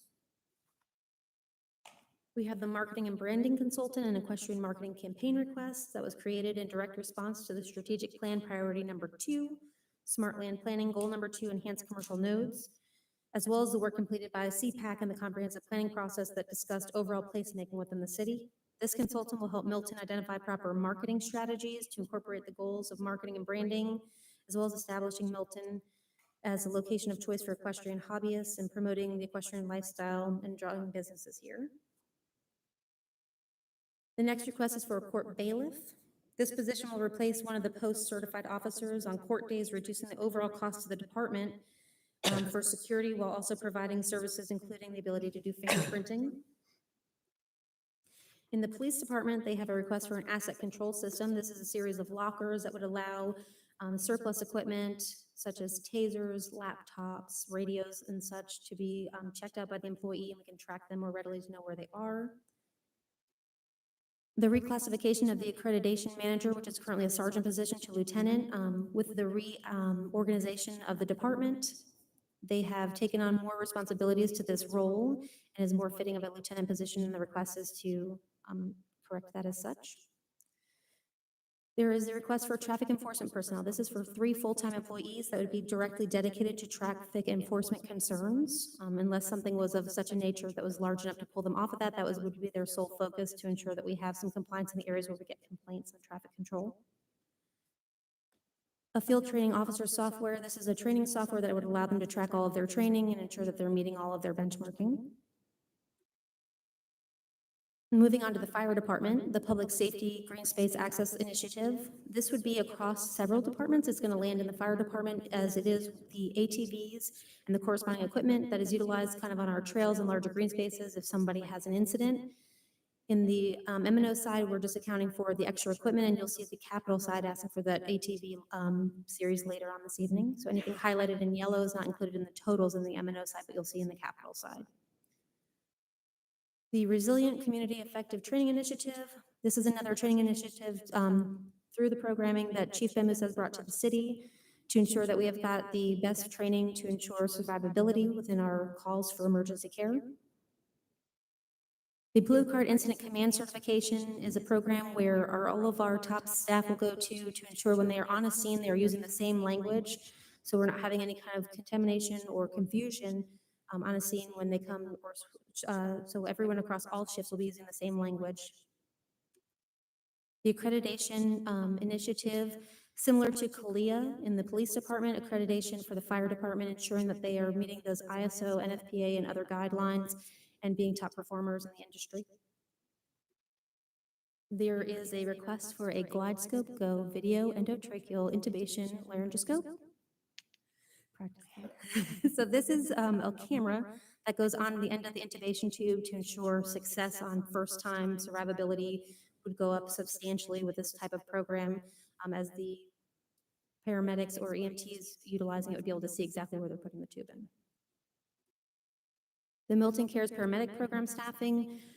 Currently, we have this program, and this would be to dedicate staffing towards it, similar to the way we staff the fire inspection services. So they'd go out there and they'd be on a separate rate of pay as opposed to hitting the overtime rate where they can go out and care to patients that maybe have recently visited the doctor or the hospital. Instead of having to go back for those expensive visits, our staff could go out and visit them and ensure that they're taking the proper medication and following all the protocols. In Public Works, here is that construction inspector position. Sarah Leaders has looked at the costs overall in construction inspection services over the last few years. While we do have T-SPLOS and those costs are a little higher, this person would be able to be utilized across several key areas in the city to do our inspections ourselves, bring the costs down from around the $150,000 range we're typically seeing to this $90,000 range. We are requesting that this as a placeholder, so if T-SPLOS 2 does not pass, that we will reevaluate this before hiring someone in. We have in Parks and Recreation, parking lot preservations at former Milton Country Club and Bell Memorial Park. This is a treatment that would go on the pavement or the parking lot out there to expand the life before having to reset it. So currently, both facilities are nearing 7 years or more, this would hopefully give it a few more years at a lower price than having to just go out and replace it. Looking at replacing former Milton Country Club when they're done with the tennis courts and all of that, this would kind of be an extender to that period. In community development, this is that development engineer position. It's also going to be shared with Public Works. Currently, we have a contract employee for about $150,000 a year who works part-time for the city. This position would be a full-time position at $10,000 less and would be shared across both departments, Public Works and Community Development, to do plan review, as well as a stormwater review and some other engineering needs that the city has. So being able to reduce the money and get them for more time. I'll stop there for a moment, see if any other questions about new initiatives. Okay, I'm going to hit the highlights really quickly on some of these other funds. Our Special Events Fund. This is the department that handles Crabapple Fest, Pancake Breakfast with Santa, Christmas in Milton, all those events that everyone loves throughout the city. As you know, some of the revenues from our hotel motel tax money have been lower than previously anticipated. So what we are recommending is a transfer in from the general fund to true up that budget to be able to have enough money to fund events as they have been held prior to the pandemic. Here you can go through the document, and it has event by event the requests and how they compare to the prior year. There were no significant changes year over year and no new events being proposed. The Confiscated Assets Fund, these are restricted funds. What we do here as a city is upon identified uses that are valid for confiscated assets, we then fund a budget for it. So you will see those budget amendments at the end of next year for anything that they identify as eligible. The E911 budget, on your cell phone or your home bill, you have a fee for all your phone services. It goes straight to E911 services. At the City of Milton, 100% of our funds go to City of Alpharetta to help fund our portion of dispatch services and the capital assets that they have over there to house them. In the operating grant fund, again, that's where last year we had the CARES Act fund and the police grant. This year, we're not anticipating getting any more funds from either of those programs, so you don't see anything budgeted. Here's the American Rescues Act of 2021 fund, or ARPA as we call it here locally. So these are the funds that we are currently looking at getting from the U.S. Department of Treasury. The city of Milton is slated to receive nearly $14.8 million in 2 installments. We currently have $7.4 million that we've already received, and we should receive another $7.4 million next summer. City of Milton has been categorized as a non-entitlement city. This means whatever line that the federal government drew, we are near the end of it. That is really fortunate for us. In comparison to some of our other local cities, Alpharetta is collecting $6.6 million overall, Roswell $11.4 million, Sandy Springs $13.9 million, and Johns Creek $7 million. So with our $14.8 million, we have 4 categories that we're eligible to spend these funds in.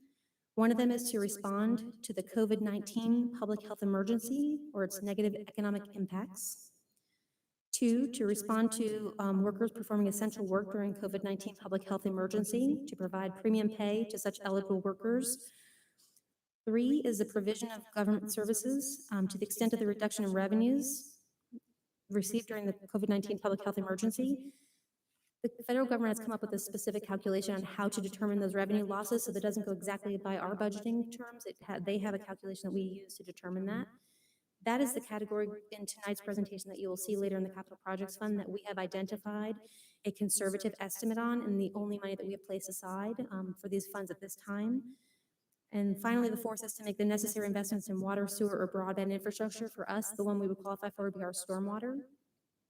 As we have not received final guidance yet from the federal government on how to spend or account for these funds, we are putting everything aside and waiting. When we have better guidance, we'll bring before you more of the options and what you can choose to do with these funds. But as I mentioned, right now, as a placeholder, we put them towards the new active park facility that we've been talking about to build out in Parks and Recreation.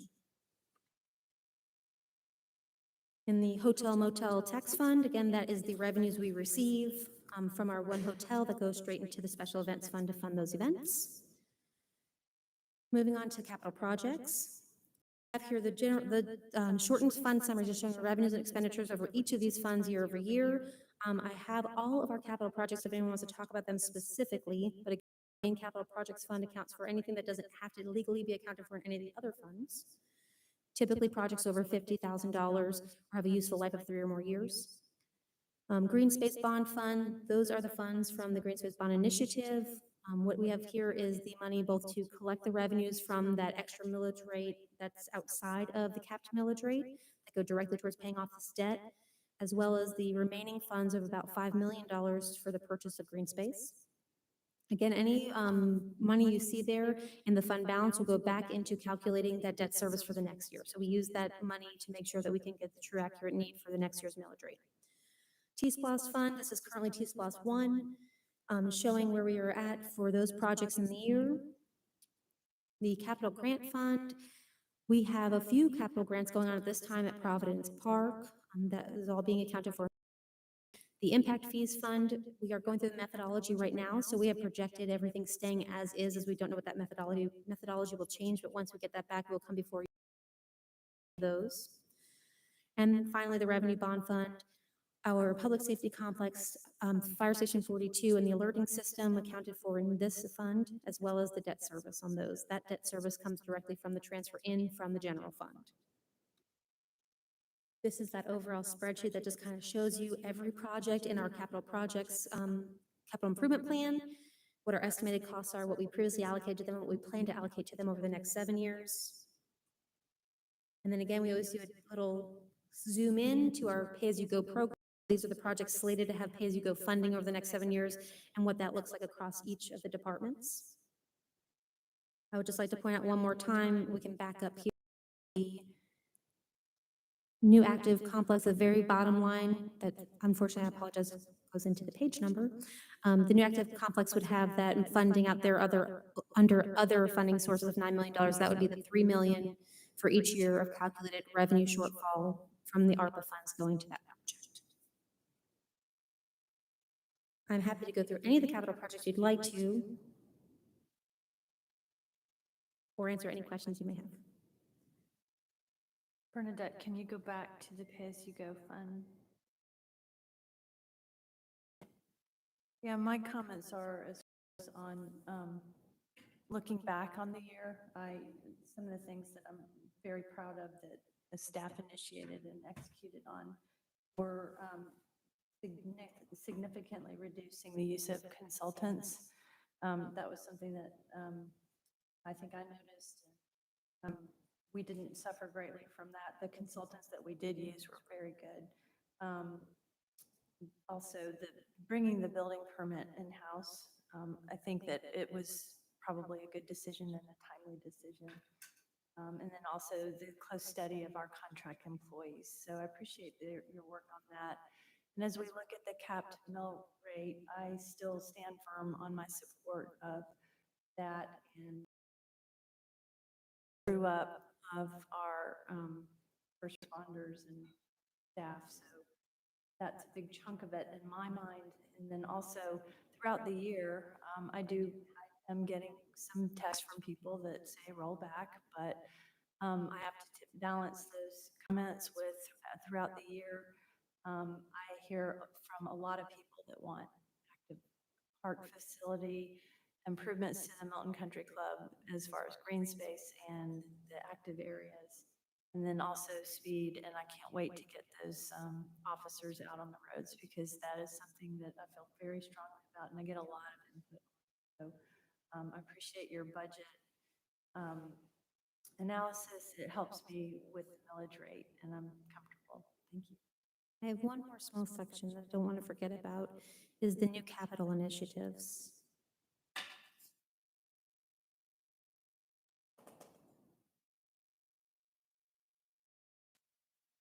So here you can see that pay-as-you-go program in the gray that we had about $6.7 million in addition to this 853,690 makes up the 2.7 that's being requested to transfer out to the capital projects fund. Here we have those vehicles for the personnel that we talked about, those 3 traffic enforcement patrols. So they'd be right here, that those 3 vehicles for them to utilize. We have in the fire department an auto pulse resuscitation system. This is a more advanced version of what we currently have in Lucas. When you go to a scene, you can put this band onto the person in need, and it will give a dedicated amount of resuscitation pulses at a time that increases the likelihood of survivability. With that, along with that is a $3,000 request in general supplies in the M&O side to have for those disposable bands. We have a fixed cascade system. Currently, we have a trailer that brings the air, and it is in need of many repairs, and the department had done an analysis and determined that having a fixed location to refill the bottles, SCBA packs, those tanks they wear on their back to breathe inside the fire, would be more appropriate. So this is a request to fund one of those SCBAs, and then we would look for a grant to fund the other one at the other side of town. We have that public safety green space access initiative. This is for the ATVs that would take the CPR basket with to reach anybody in those more hard to reach areas of the trails. And then we have the lower Hopewell traffic calming. In addition to the local road safety plan and the traffic calming they're looking at there, this is a specific project that Sarah's been looking at for a while. As you leave Milton and enter into the Alpharetta side, there's a lot of speeding in that area that we've recognized, and this would be medians and different breaks and make it a little more Milton-esque and also slow down the traffic at that time. And finally, the slope landscaping at the Thomas Bird House. It is a very steep slope, and the landscaping they did to it did not take the seating kind of washed away. And looking at putting a trail in there, this is looking at terracing it to make it more appealing and actually stay in place. That is the final of this project.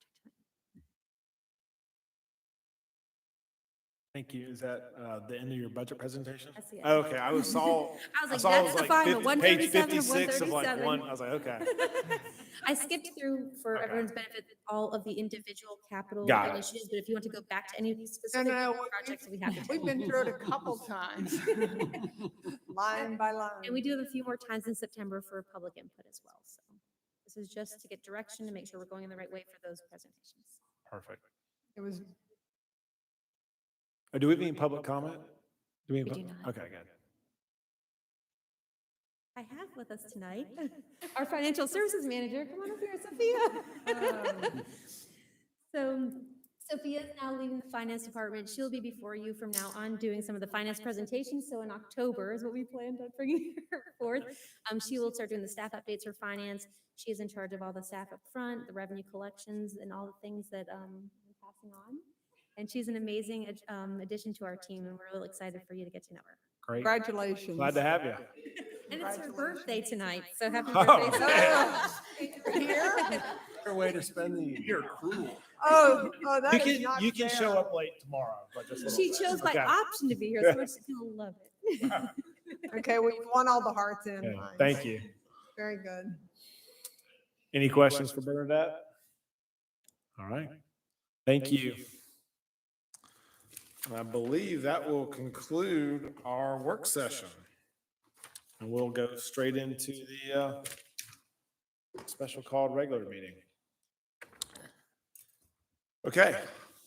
I would like to call the special called meeting of the Milton City Council for Monday, August 9th, 2021 to order. If the city clerk would please call roll and make general announcements. Good evening, Mayor Pro Tem and Council. I'll be happy to call roll for the August 9th, 2021 special called meeting. I would like to remind those in attendance to please silence all cell phones at this time. Those attending the meeting who would like to make a public comment, you are required to complete a public comment card prior to speaking on the item.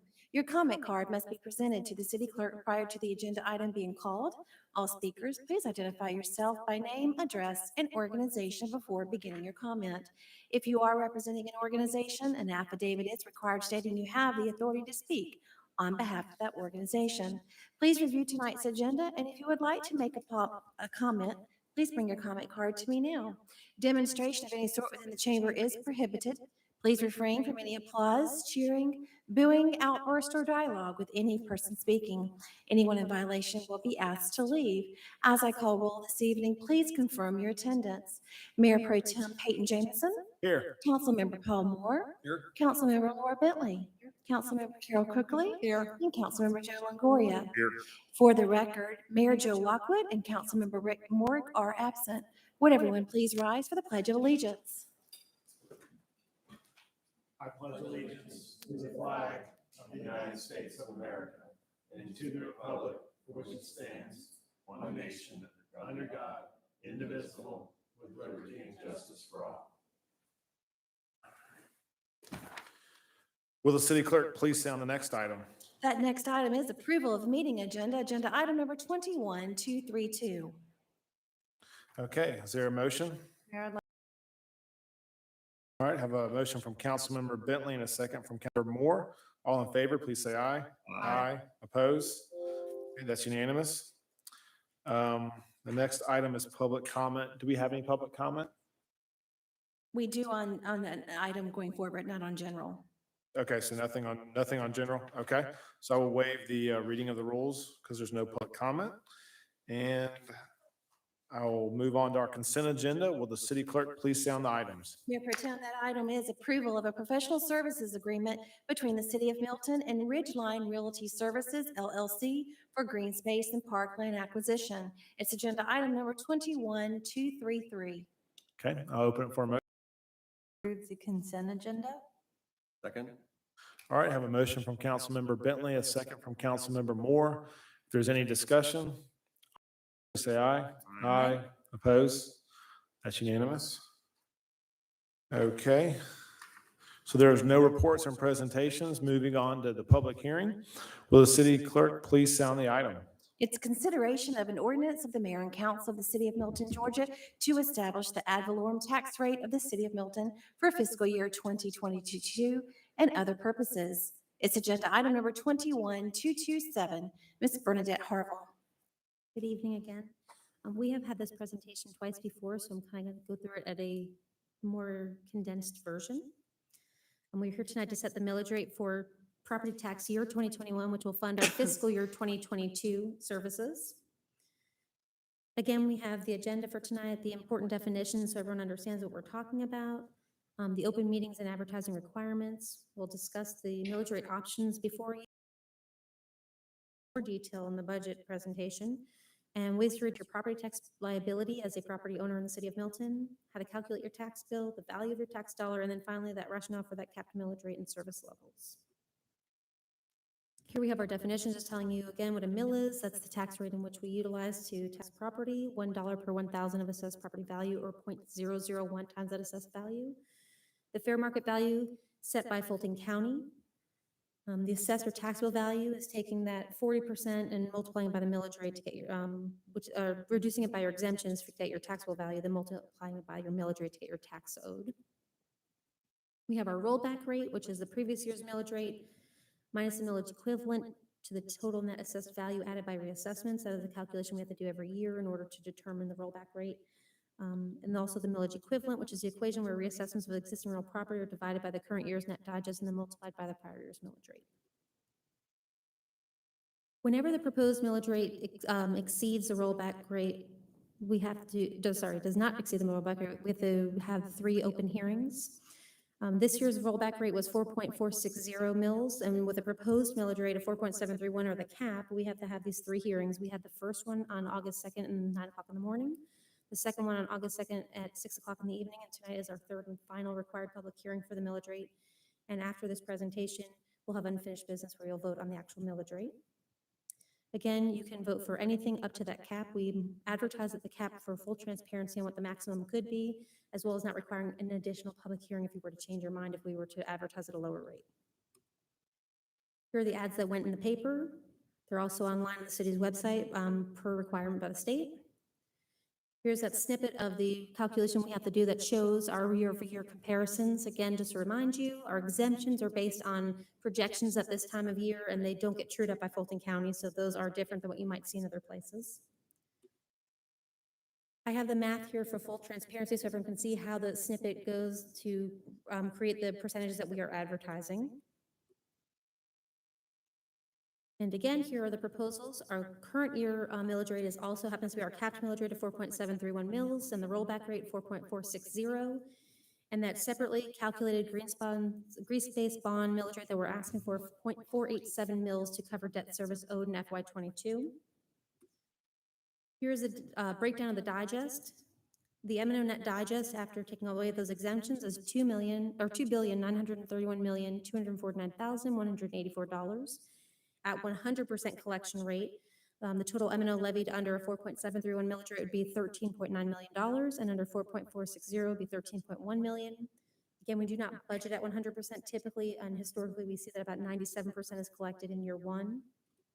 So here's where you'll see that 97% on real property, 65% typically collected on personal property, and 55% we've seen on motor vehicles. In the past that was 50, we have that up to 55. Again, same exact math to show you where we got to those numbers in the budget document, $13,334,400 under 4.731. And just for reference, you can see here the amended budget for 21 at 12.5 million, and our current collections that were as of July 30th at 12.4 million. We do have some options for savings for our property owners. We have the basic homestead exemption. You apply with Fulton County, and that takes $15,000 off your tax liability or your taxable value.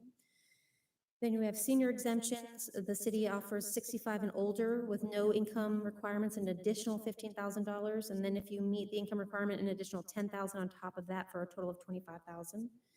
And those who are age 70 and older and meet our income qualifications get a full value exemption. Those income qualifications are based on Social Security Administration rates, and they're around $72,000 last year. Those who remain those same income rates and have a full disability qualified by a licensed physician will also be eligible for that full value exemption, so they pay $0 in city taxes. Then we have our floating homestead exemption that was passed just a few years ago. This is where everyone sees their assessments potentially going up, but this is the exemption that maintains their taxable value at no more than 3% year over year. This year, it's 1.2%. That is just a calculation for transparency to show how that works when your value changes, but your exemptions will count for that rate of taxable value only staying at that 1.2% rate. Another opportunity for savings in the city of Milton and the state of Georgia is the conservation use value assessment, or the CUVA. This is popular with our residents here in Milton. If you qualify, the property value will be based on land use as opposed to market value. The Fulton County is the one who administers this on behalf of the state, and they have some paperwork that you can fill out. And if you have less than 10 acres, they ask for additional paperwork or substantial information to see if you qualify. Again, under that use assessment, the owner would agree to maintain the property at that bona fide qualifying use for a period of 10 years. And if you don't maintain it, there are some impacts that you will, financial impacts that you'll have. Here I just have a snip of our assessments that everyone gets in Fulton County, just to show and clarify that this is indeed not a bill. I know the county has started to put that estimate of your bill. I believe by state law, they have to do that. But it is not a value of your bill. At the time that they send these out, we haven't even set a millage rate. We're here tonight to set our millage rate. So they're utilizing prior year's millage rate. And they also do not have any of our parcel level data on exemptions. So you won't be able to tell what your floating CPI exemption is, or if you have a full value exemption. So it'll show you owe a bill even though you know you don't pay taxes in the city of Milton. So we are just using this for the purposes of understanding the assessment. And if you agree with it, wonderful. If you do not, there's ways to appeal that with Fulton County. Here's how to calculate your tax bill in the city of Milton. According to last year's digest, the average fair market value of a home was $575,000. In order to show an easy example, we use the $15,000 basic exemption and don't calculate in the floating since those can be particular to each property. You take that 40% of 575,000, which is 230, reduced by any exemptions you're eligible for, which will be your taxable value or your subtotal. And then you multiply that by the millage rate, and you can see here the difference would be at 4.731 mills, $1,017.17 tax bill, and at 4.460, a $958.90 tax bill. That is the math that goes into the ad that you saw in the paper that shows the difference between the two tax rates. And finally, we have here kind of our rationale for our 4.731 capped millage rate. The ability to continue funding the city's capital improvement plan as capital improvement projects plan as planned, a timeline to implement our completed master plans. And then we have some challenges here in the city of Milton. We have a limited commercial tax base. Kind of how we looked at this earlier with the metrics.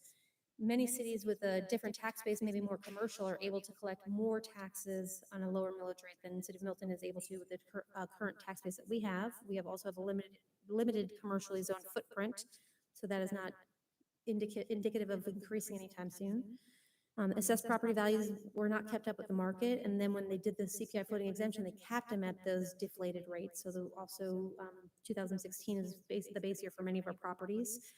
And then also our community has a vision to retain its rural character, so density is also different than typical North Fulton City.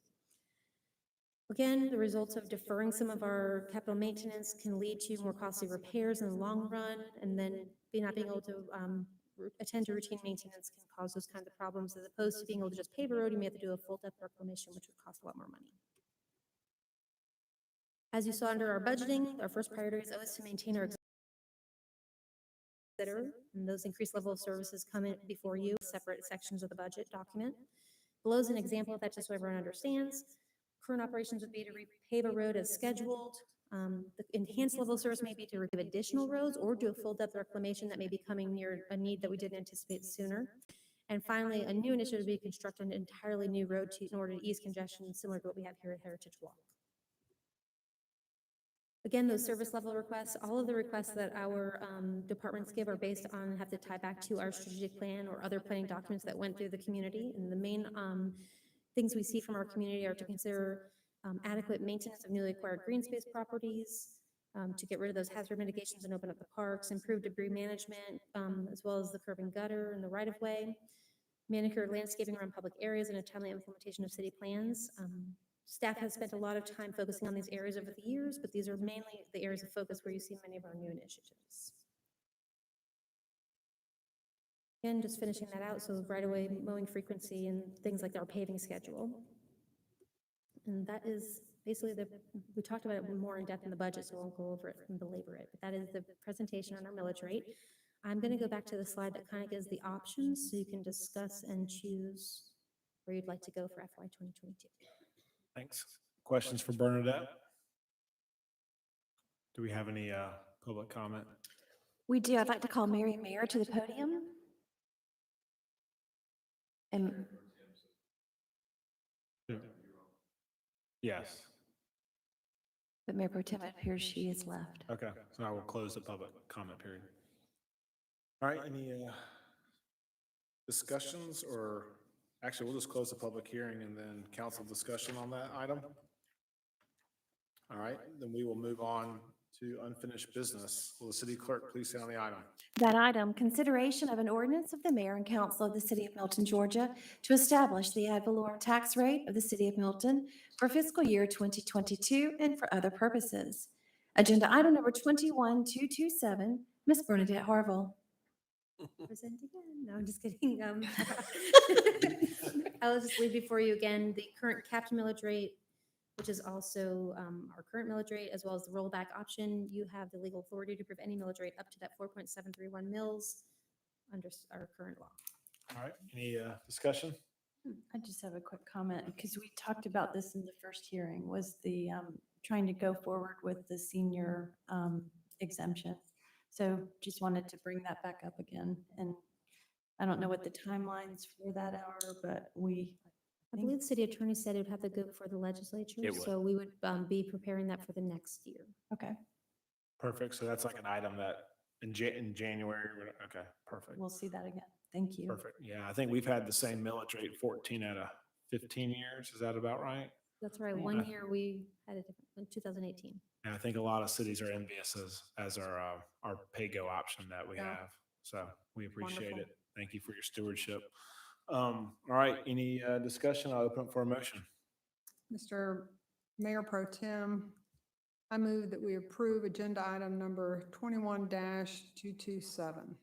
Does she need to add the In- millage rate? Right. Oh, I do. In the green space bond as well, so which ones? Oh, approve agenda item number 21-227 with a capped millage rate of 4.731, the current rate.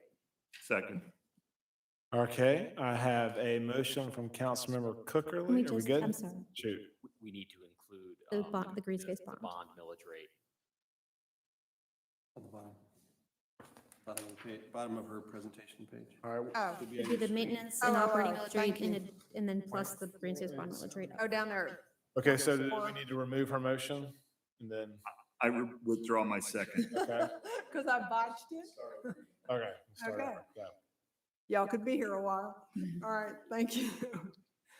Mr. Mayor Pro Tem and Council, I move that we approve agenda item number 21-227 with the capped millage rate of 4.731 and green space bond millage of 0.487. Second. Okay. I have a motion from Councilwoman Cookerly to approve agenda item 21-227 with a cap millage rate of 4.731 and the green space bond of 0.487. And a second from Councilmember Longoria. Any discussion on that? Okay, all in favor, please say aye. Aye. Oppose? That's unanimous. Thank you very much. That concludes our special call meeting. Is there a motion that we adjourn? So moved. Second. All right, all in favor, please say aye. Aye. Aye. Opposed? That's it. Thank you.